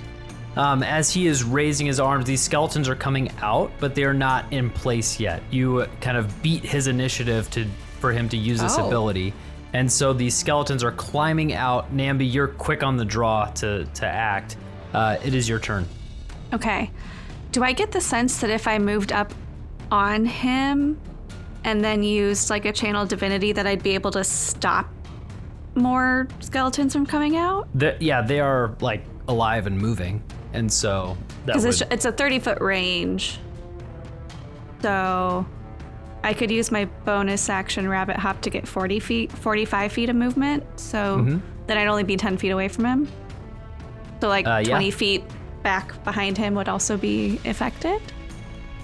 Yeah, so the answer is yes, the area would all be effective. Okay. Like it covers the entire area Cool. Then that you're wanting to cover. That I would like to do that. I will get within 10 feet of him using rabbit hop, and then I will channel divinity holding my Cute. little symbol of soul and just hold it up, and like sun will just burst out from me. Like, Amazing. Undead, be gone. You dart forward and like bunny move as these skeletons are trying to get into place. Dart here, jump this way, hop over them as they're trying to get into place and land in front of him. The skeletons kind of form a line behind you, and so that they're at this point blocking the entire hallway. They rolled, they're kind of next in their initiative. You hold your symbol up and you cast that channel in divinity, turn undead, which is also destroy undead. Destroy undead, yeah. And so they're gonna have to make that, was that wisdom saving throw? Or is it? It is 15, wisdom save. 15, okay. And they all have a -1. And so I'm gonna roll 5 of these for these 5 yeah. skeletons. And I'm gonna roll it as a tavern roll so we can see. They have to get a 16. No whammies. Oh. 1. Look at those rolls, a 1, a 4, Wow. a 9, and a 4, and a 16. Heck yeah. So you present that light, the sunlight blasts outward from you, and 4 of the skeletons just blast away, hit back into the crypts, into the walls. You can see that they're wearing some armor that you recognize are adornments of soul. You know, these were buried individuals in the sides of these crypts. There's one standing left with this, this old rusted sword and this old rusted shield. Just one standing in the middle of this hallway. Anything Okay. else for your turn? No, because that was bonus action. So I'm done. It is its turn, and so it is going to walk forward and swing at you for a 7 to hit. No. Just misses. You just barely duck. It's just the skeleton's slow goes- arm, and you just easily dodge it. River, you're up. Okay, great. So the wizard is 55 feet away, and the skeleton and Namby are how far away from me? 45. 45? Okay. And I believe I have 30 feet of movement. Yes. So I'm going to go ahead and dash and as my action and get 10 feet away from the wizard. Can I get around? It's just a skeleton, Well, you right? can So get. I can. What's your? If you dash to him. Oh yeah. You're just trying to get in range of your melee. Correct, Right, because gotcha. I have 10 feet of ranged melee as a long-armed half troll. Yes. Correct. And then I'm going to see, let's see, is there a bonus action I want to take? Let's see. So, as I've discerned, this is a creature that has blood. So I'm going Yes, to he use a blood curse on this creature in front of me. Good. It's I'm going to do the blood curse of bloated agony. So I'm going to get within 10 feet and then hold out my hand and start to mutter under my breath. For the duration, this creature has basically disadvantage on strength and dex checks and takes 1d8 necrotic damage. I'm going to go ahead and amplify the curse. And so that means that I roll the 1d6 for damage to myself, and that makes this curse last for a full minute. Cool. Okay, so I'm going to go ahead and roll for damage. Okay, so that's 1 damage.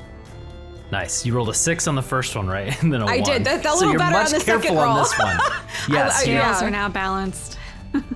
So as I'm muttering, I cut my hand again, and just a little drop of blood comes out, and mists, and then it's heading towards You're inexperienced with these skills. You Yes.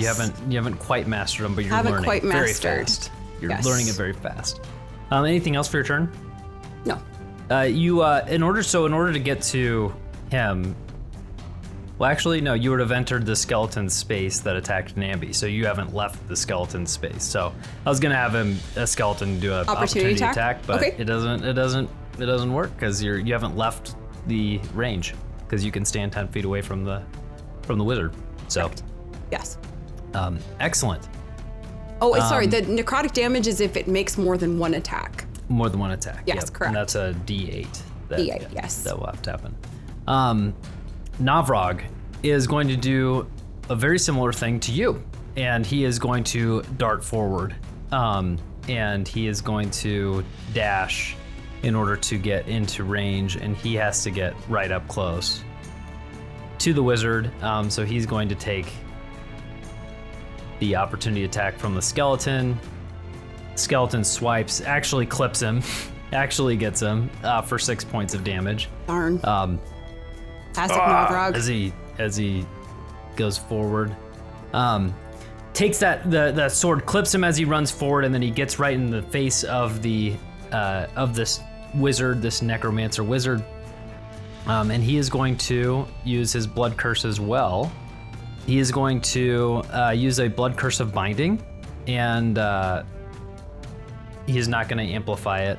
But what he has to do now is make a strength saving throw, which he has disadvantage to now because of yours, I think, right? Disadvantage on strength and dex. Yes, so he's gonna have disadvantage on this strength saving throw. And fails it. Yes, definitely fails it. It's a blood curse of binding, and so now the necromancer's speed is 0, and it can't use reactions until the end of Novrog's next turn. And that is his turn. Awesome. The necromancer is going to raise his staff up. He's not going to target Novrog because he can't with this ranged attack. Or no, it's melee too. He can do this. So he's going to first attack at Novrog with this. It's a arcane burst. The natural 1 misses Novrog. As you see this red energy go out of this staff and just whiff past Novrog. Novrog, like as he's running up, ducks down as this arcane blast misses him. He's going to take another attack. As he's taking that another attack, he's going to take 1d8 of necrotic damage for taking a multi-attack. So go ahead and give me the damage that he'll take from that. Yes, chef. Okay. Woo. That is a 1 damage. Very large 1 damage. 1 damage, okay. 1 necrotic kiss. He's going to cast it at Novrog. Novrog is really is right in front of him. Just cast that thing, so he's going to try his best to get rid of Novrog. Misses with his second attack. This poor man. Wizard. Yes, Poor wizard. You suck. The Kyle rolls are coming in strong now. Thank goodness.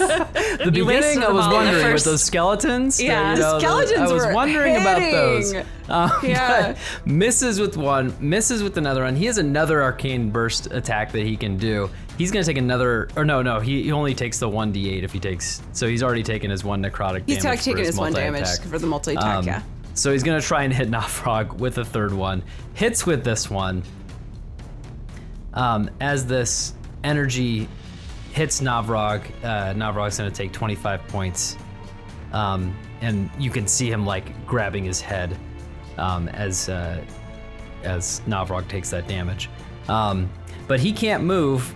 He's there as Novrog's blood curse. You could see it's like the veins in his neck pop out. It's just like his blood is holding him in place as he's trying to struggle to leave and get out of the way. He can't. Namby, it is your turn, and you have a skeleton right behind you, and the wizard in front of you. Behind the wizard is this glass crystalline sun that is on top of a pedestal, and is just swirling with this black dark energy. Okay. Can I do an Arcana check or something for free to know if there's something going, obviously there's something bad happening because there's black stuff swirling around in this sun crystal, but I think it's pretty clear. I think it'd be what's clear to you at face value is the Oxophilian said this was once a temple of soul, it's my temple now, and he's standing next to this thing that's swirling with black energy. So at face value, it seems like he's kind of behind the corruption here. Okay.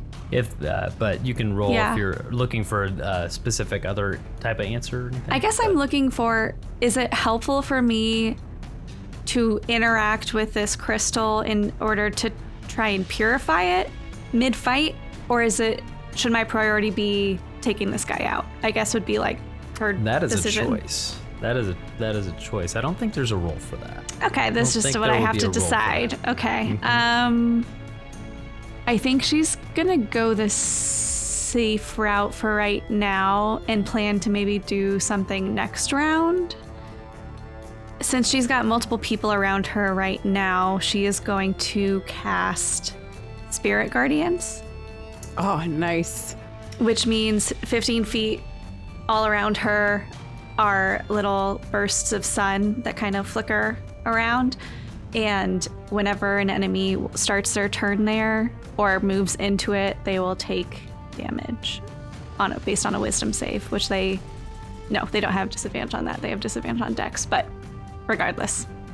So can she move in any way to not take opportunity attacks, but to put more enemies in that range? It's just the one skeleton and him. Okay. So as long as they're both in it. Yeah, they're both I guess in it. maybe she would move closer to the crystal if she can without taking opportunity attacks. You can't because the skeleton's right behind you. Okay. All right, then that's my turn, and I'll wait till they go Because it's to the start of their turn, I think. that zap it them. Yep. Happens. Cool. Well, the skeleton's gonna try and swing at you. Okay. He takes his short sword out, stabs forward for a 15 to hit. No, and it takes damage. It has to do a wisdom yes. save. Yeah. Okay. Rolls a wisdom save of 6. Heck yeah. All right. Ugh. 3d8. That would be, and there's no plus, so 14. 14? Mm-hmm. Skeletons have 13 points of health. Heck HP. yeah. What does your spirit guardians look like? How does it take out this skeleton? So they are just little, just like basically little mini suns that just kind of like burst and like move all around me. So if there's something in the area, they will kind of like swarm it and like poof away, and then like more will come to like replace where they were. Amazing. That happens with the skeleton. The skeleton's overwhelmed, and as it tries to stab forward at you, it doesn't even get to make the attack, right? Because the start of its turn, Yeah, it takes damage, and you just that sword just falls on the ground, clank, clank, clank, clank, and there's no skeleton behind you anymore. Perfect. River, you are up, and the wizard is 10 feet in front of you. All right, let's try to smack him. I'm going to pull out my still frosty warhammer. That is 22. Yes, that will hit. Okay, and that is 6 points of bludgeoning and 6 points of frost. Great. You smack into him and do that 12 points of damage. I'm gonna try to hit him again, quick. Let's see. That is 24 to hit, That will hit. and that is 10 points of bludgeoning damage and 5 points of frost damage. You just take Bone Crusher and just wham, wham into him, and he just hits him in the stomach, and he doubles over, and you can just see this cold energy just like splash him in the face as well, and he's just taking a couple hits. It does look like he does have some, there's some magical protection there. Both Sure. of your hits hit him, but he is still standing, still looking very good. Okay, so as my bonus action, I'm going to invoke the Crimson Rite. Since I did damage with a weapon that has a rite active on it. Let's see. Wait. What is it called? No, it is the brand. I'm going to do Brand of Castigation. Sorry, there's a lot of things in this particular subclass. I'm searing an arcane brand into the creature. I'll always know the direction of the creature, and each time the wizard tries to damage me or another creature that I can see within 5 feet of me, the wizard will take 4 psychic damage. So you'll see like I'm hitting him, and then something will start glowing on him. So he's been marked essentially by my Okay. by my weapon. He's been branded. So he will take damage if he does damage to you or a creature within 5 feet of you. Any creature, either me or somebody within 5 feet of me. So I don't think. Also, if he takes more than one attack around, he gets damage. Necrotic damage from the curse of bloated agony. So yeah, sorry, wizard. Hope you roll better next time. Did you take damage when you activated that? Let's see. I don't think you. Not for this one. Not for this one. Yeah, that's only because if you hit him, then you get to use that. Correct, and I get to use it once per short rest, so I can only use it once.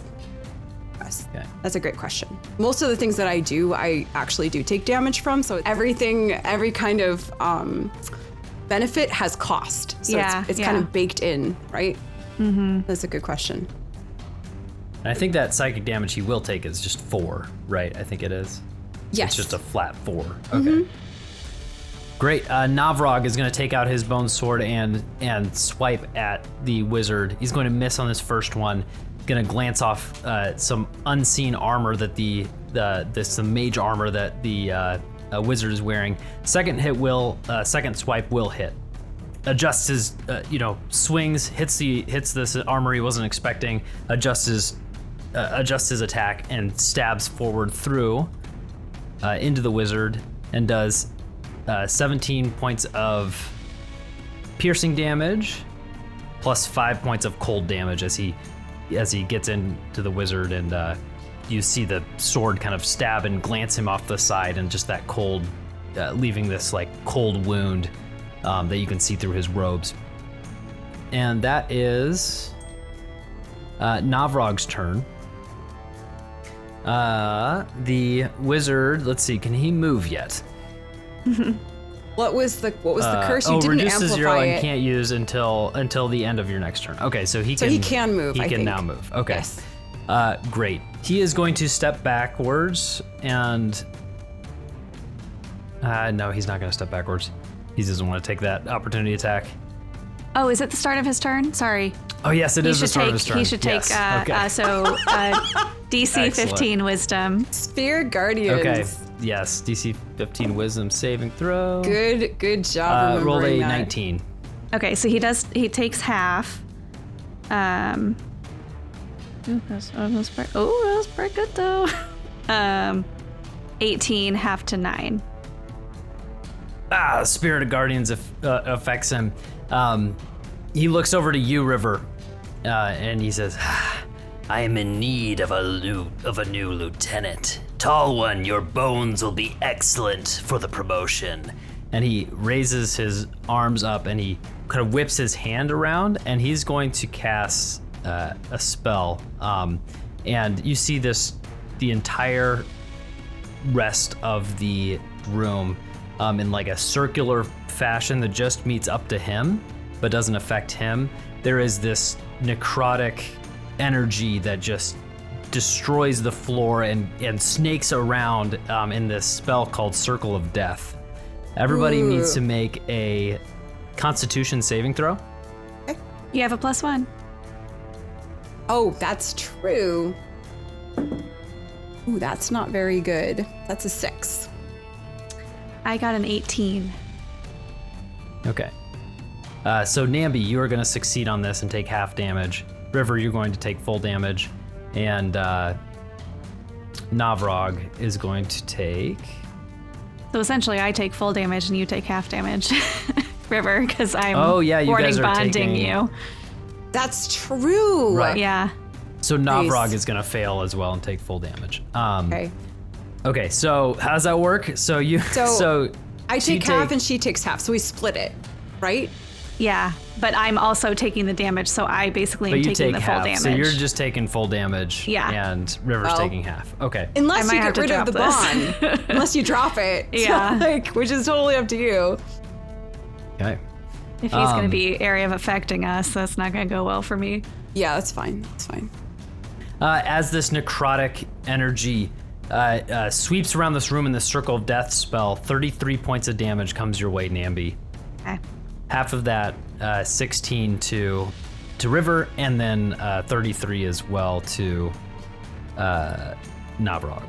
huge. I Navrog think looks very bad. I know this is being like really nitty gritty. I think technically, because it resists on River and I take half, I think I only take 32 because I think I take 16 twice.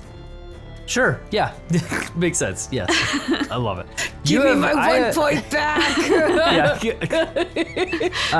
Brooke's characters have survived by 1 point. Yeah, I know. Before, so this is totally fair. Yeah. Navrog looks bad. Navrog looks really bad. He took the full force of that as that necrotic energy. Just you can see it like taking down his green skin is just like turning dark and dusky all over his body. But he's still standing. He's still standing. River and Namby, you take that damage as well, and he is going to realize that nobody has died from that, and you can see he's got some panic in his eyes. I think, or you're about to say he takes damage because Correct. he attacked. Yeah. Yes. So he takes 4 psychic damage. I think. Is it for each or is it flat? I think it's for each. Each time he damages me or somebody within 5 feet. So I guess the question is how many people are within 5 feet of me? Both are within. Well, actually, technically, only Namby is 5 feet away from me. Okay, so that would be 10 then, right? Okay. Okay. Yeah, we will say 10. I think that's the case. And Okay, that's I think fine. we'll go with that because he is affecting you both. That's and so yes, he takes that 8 points of psychic damage, and yeah. he he is starting to look afraid. He doesn't look as confident as he was. His staff, this is it. His turn is over. His staff is red gem on top of the staff, and the entire staff turns into a red slime and moves out of his grasp. And you see him look at the red slime.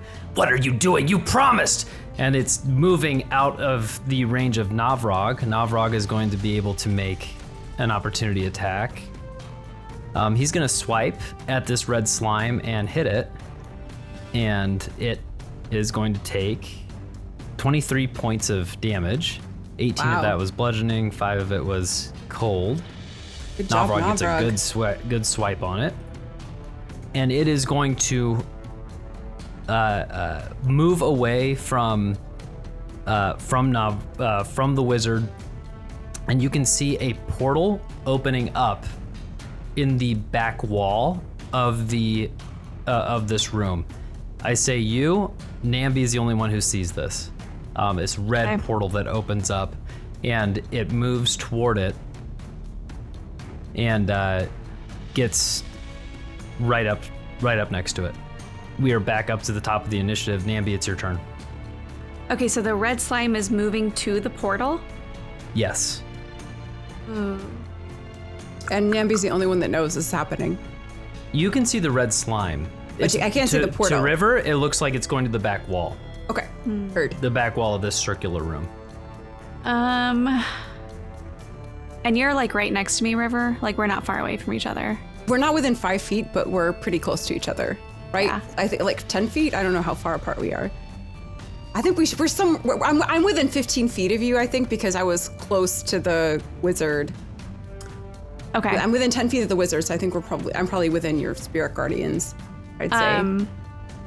I don't think I'm gonna mess with the slime because I don't want to die right now. Good choice, you know. Yeah. I mean, I've already died twice. I don't really recommend it. Yeah, so I think I'm gonna go up to the crystal and cast, well, I guess let me know what I see, Kyle, but what I'm assuming is I don't necessarily want to cast Dispel Magic because there might be like positive soul magic on it. So maybe Remove Curse would be a better idea. Does Namby have any gut feeling about this or check she could do? Do an Arcana check. Okay. Oh my gosh, that's so bad. That's a 9. It's a bit chaotic in here. You're having trouble deciding. I'm gonna stick with the old trusty Remove Curse. And I'm gonna try it on the crystal. You cast. Don't Remove smirk like Curse. that, Kyle. I just love it because you cast Remove Curse Okay. on this object. You have to lay your hands on it, right? Yeah. Yeah. It's a touch spell. Okay. So you touch this crystalline glass sun and cast Remove Curse on it. And this swirling dark energy within it starts to lighten to gray, to white, and then to just this bright golden sunlight. And it shines and it blinds you. Suddenly the room is just blinding with light. And your eyes have to adjust, and the glow goes down of this orb in the middle.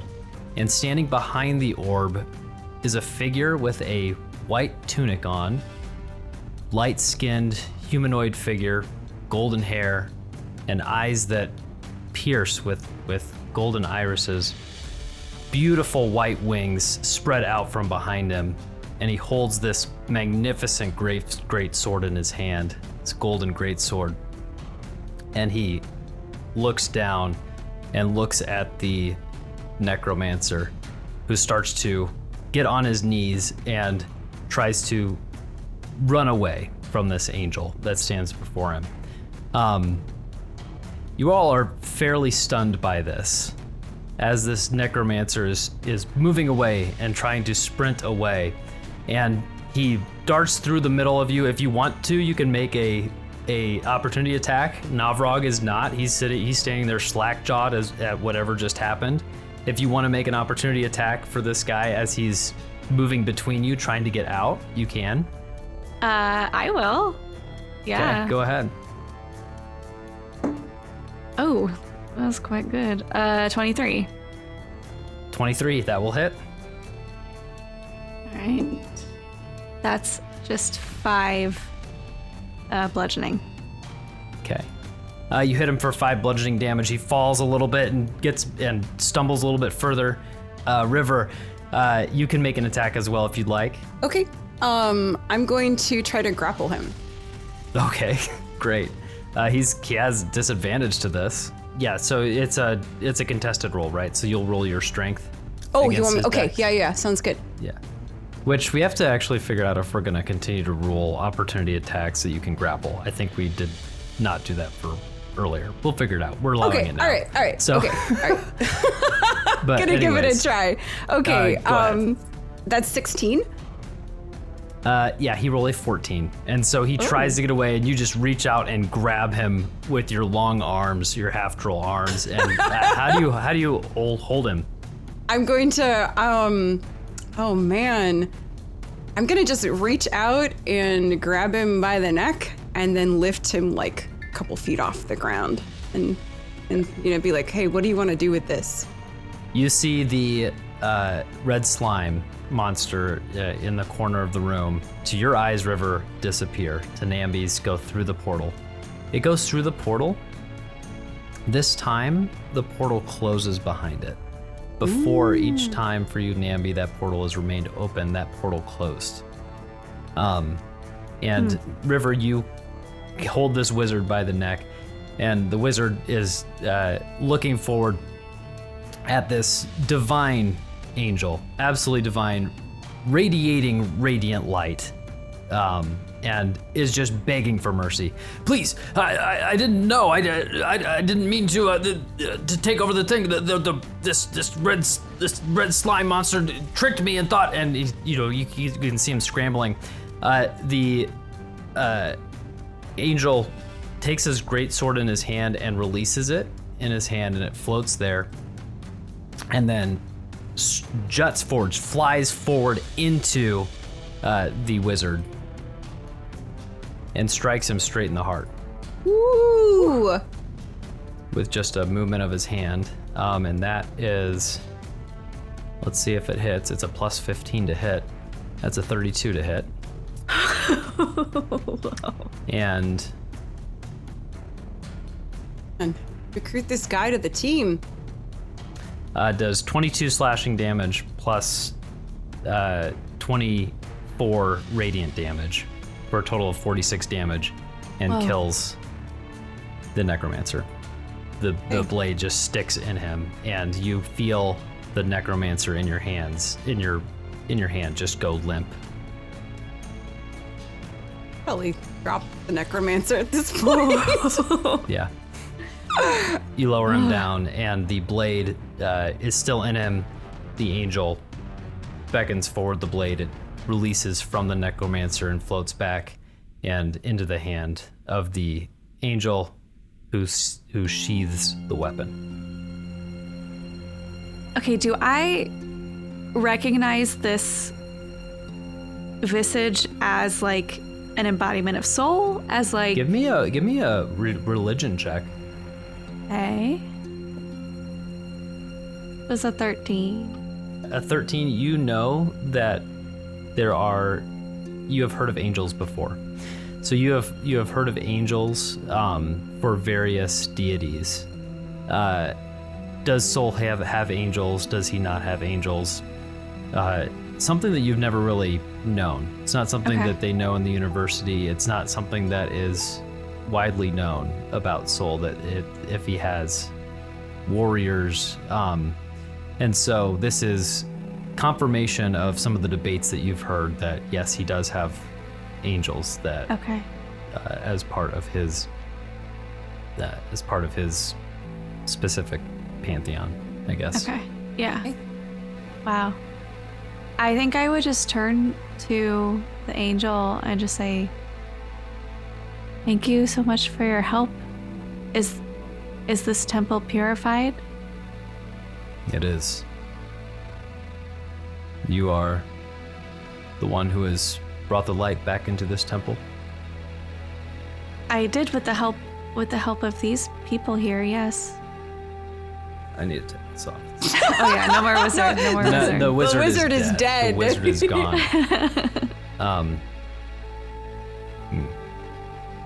Thank you. This temple is brought back to light because of your actions, and the evil has been dispersed. And you look around, and that golden light is fully in all of the engravings in the walls. That that golden liquid light that seems to go through and twist its way through the room. The room itself has just glittering light, radiant energy into it. You feel like it's like coming from the angel himself because he's just so glorious. Thank you. And what is your name? My name's Namby Pambleton. May Soul bless you. I am Abelim, an angel of Soul. He reaches forward and touches you on the head, and you feel some energy go into you. And from now on, anytime that you roll for radiant damage, a 1 or a 2 on the radiant die count as a 3 instead. Awesome. You feel that Amazing. radiant energy come into you. That's awesome. And he Thank you walks so over much. to you, River, and places a hand on you, and you regain 33 hit points. And he walks over to to do the same to Navrog, and places a hand on Navrog and heals him for 39 hit points. Wow. Oh, some angel. Is this real? Like, do you know where I am? Do you know what's going on? This is real? I'm not sure what you mean. I feel like this isn't where I've normally been. I think I don't really know how to explain it. He is going to use his healing touch ability on you. You heal for 38 hit points. You are freed from any curse, disease, poison, blindness, or deafness with this healing touch. Okay. You guys were as well, River and Navrog, but I don't think that you had any of those conditions. After he does that, he says, "How do you feel now?"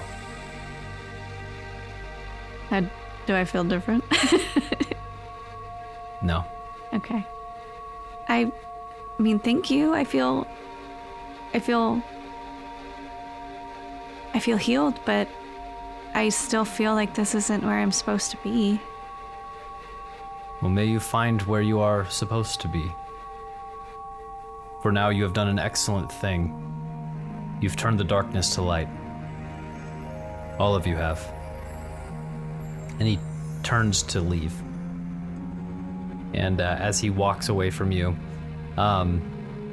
you can see him kind of glowing with light. And then, just like that, he's gone.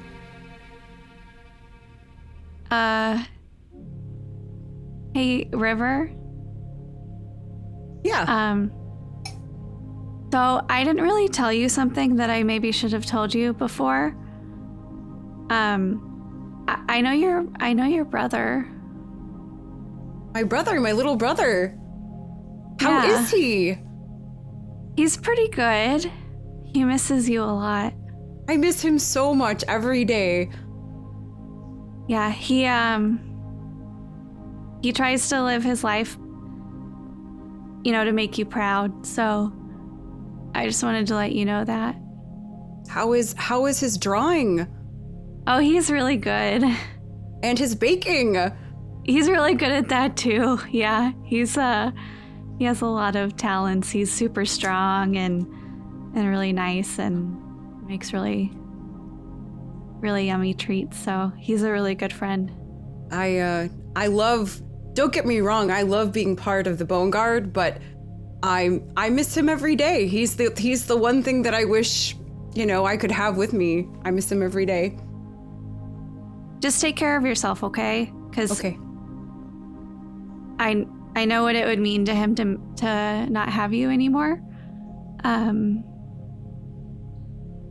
I know that would be really hard on him. I appreciate it. Well, thank you. Without you, I would have probably died more than twice today. I'm happy to help. Thank you guys for helping with this temple. It means a lot to set it right. And please, if you see my brother again, tell him I have so many stories to tell of all of my adventures, and I cannot wait to tell them to him in person. I'll let him know. Thank you. I guess, is there, do I look around, there's no more, red ooze or anything?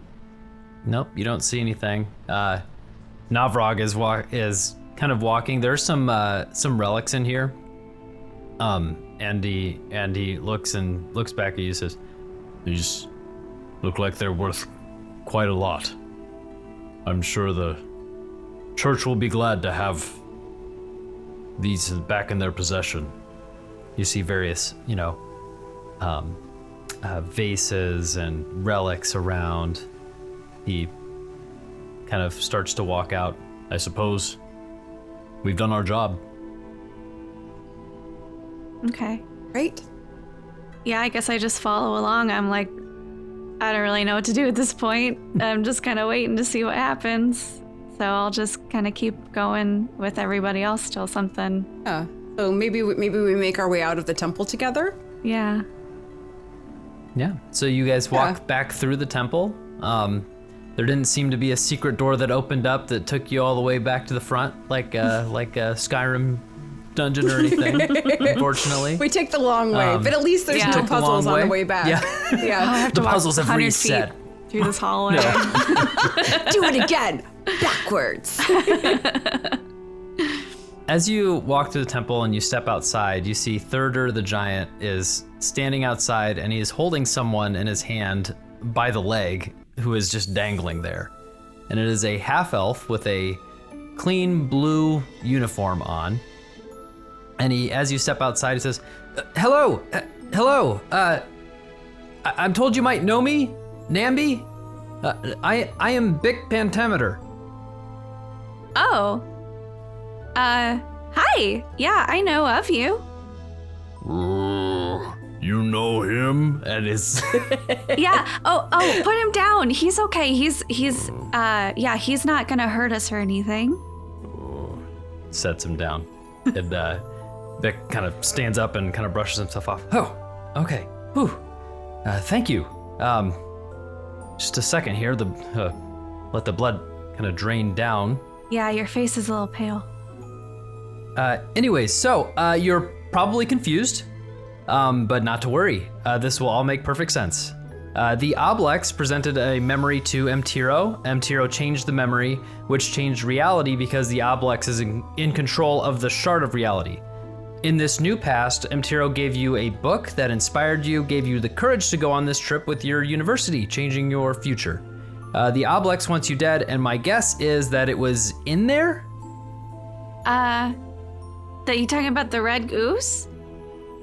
Oh, yes. The red ooze is a monster called an Oblex. It feeds on memories. Ooh. Oh, that explains a lot. Yeah, it was there. It went through one of those things, one of those portals. Did you kill it? No. Oh, did it escape then? Yeah, I got out. I don't think okay. I don't think it got hurt at all, actually. Oh, that's okay. It would have made things easier if it would have died. But that's okay. So anyways, so Mtiro is currently doing the same thing that you're doing. Were you following about the whole, you're in your past, but you were really from your future? Yeah. So he's in my past or his past? Well, right now he's in his past, but he's not in his past. You see, it's kind of happening at the same time. He's doing his thing, but a few years from now. So like relatively it's the same time. Because he changed his memory, you went back to this time, and he went back to a different time in his past. But so it's relatively happening. you're doing the same thing at the same time, but that's in a few years what he's doing. But also right now. Well, right now. The relative where we are right now. not the literal right now. Right now, Mtiro is traveling around the world, telling his stories. I was hoping that maybe you had his tour dates on you. I know you bought one of his books in your past. Would I have that? No, you would not. Okay. Yeah, I mean, I bought one of his books, but that I don't have that. That's like Okay, I was yeah. hoping to maybe catch one of his What would that? performances before I had to leave. Oh, that's not like a helpful thing. That's just kind of a I want to do something kind of thing. Oh, right, it is that. Okay. That he's a really good storyteller, so I get it. He's really good. But anyways, it's still relatively the same time for him as it is for you, since he went directly to his story moment where he can get unrooted from his story. Unrooted? Derooted? Uprooted? Yeah. I don't know. Anyways, I have something for you. Oh, will it get me to my non-relative actual time? He hands out a piece of parchment paper, and he hands it to you. Has words from Crowning AI Achievement on it. Your friend Hugh is in trouble, and he needs your help. This is going to take you to some nice people who are going to take you to him. And if all goes well with Mtiro in a few years, he should be there too. At least, that's what Thwick tells me. He might not be there? Well, if it doesn't go well for him, right? Because it hasn't happened yet, because it's in a few years from now. His story that he's in is about the time when you would have joined the book club. So that happens in a few years from right now, but... How can he do Yes. that and join the book club at the same time? Right, he can't. So he got switched to a new reality. It all makes sense. Trust me. Well, trust Thwick. Okay. He's the one that's got the vision board. It's got all these lines on it. He says it makes sense. I can't really make sense of it. But anyways, if it goes well with Mtiro, you should meet up with him like immediately, right now. If you use this With just Mtiro? page. What about Hugh? You said he was in trouble. Oh, right. No, you'll get to Hugh eventually, but you can't get there right away. Thwick said there's some nice people that will take them to Hugh, is what Thwick told me. Okay. We're working with William. You know William? Yeah. Yep. Okay. Wow. Yeah, Okay. the This is a bartender, lot. Yeah. Yeah. It is a lot. Yeah, it is a lot. And I'm not really that great with the details right now. Okay. But that's because the details are confusing. Yeah. I think I get most of it. This is Okay, going to take me to Mtiro and eventually Hugh. Yes. Okay. I look over to River. I'm like, so this is really confusing and I don't know what's going to happen. I don't know what's going to happen. I don't know how any of this works. I don't know if you're real and if this continues once I'm gone, but just your brother loves you so much and I just take care of yourself, okay? And then I'm gonna turn to Namby and just give her like a big, huge hug, which is really easy to do because she's so tiny. And I'll say to her, "This is real," and just give her a big, warm hug, and thank her again for saving everybody, and say, I don't know where you're going, but if my brother's in trouble, I'm glad that he has somebody as brave and resourceful and kind as you to help him. I wish I could help you too, but I sounds confusing. I don't think I can come with you. I don't think so.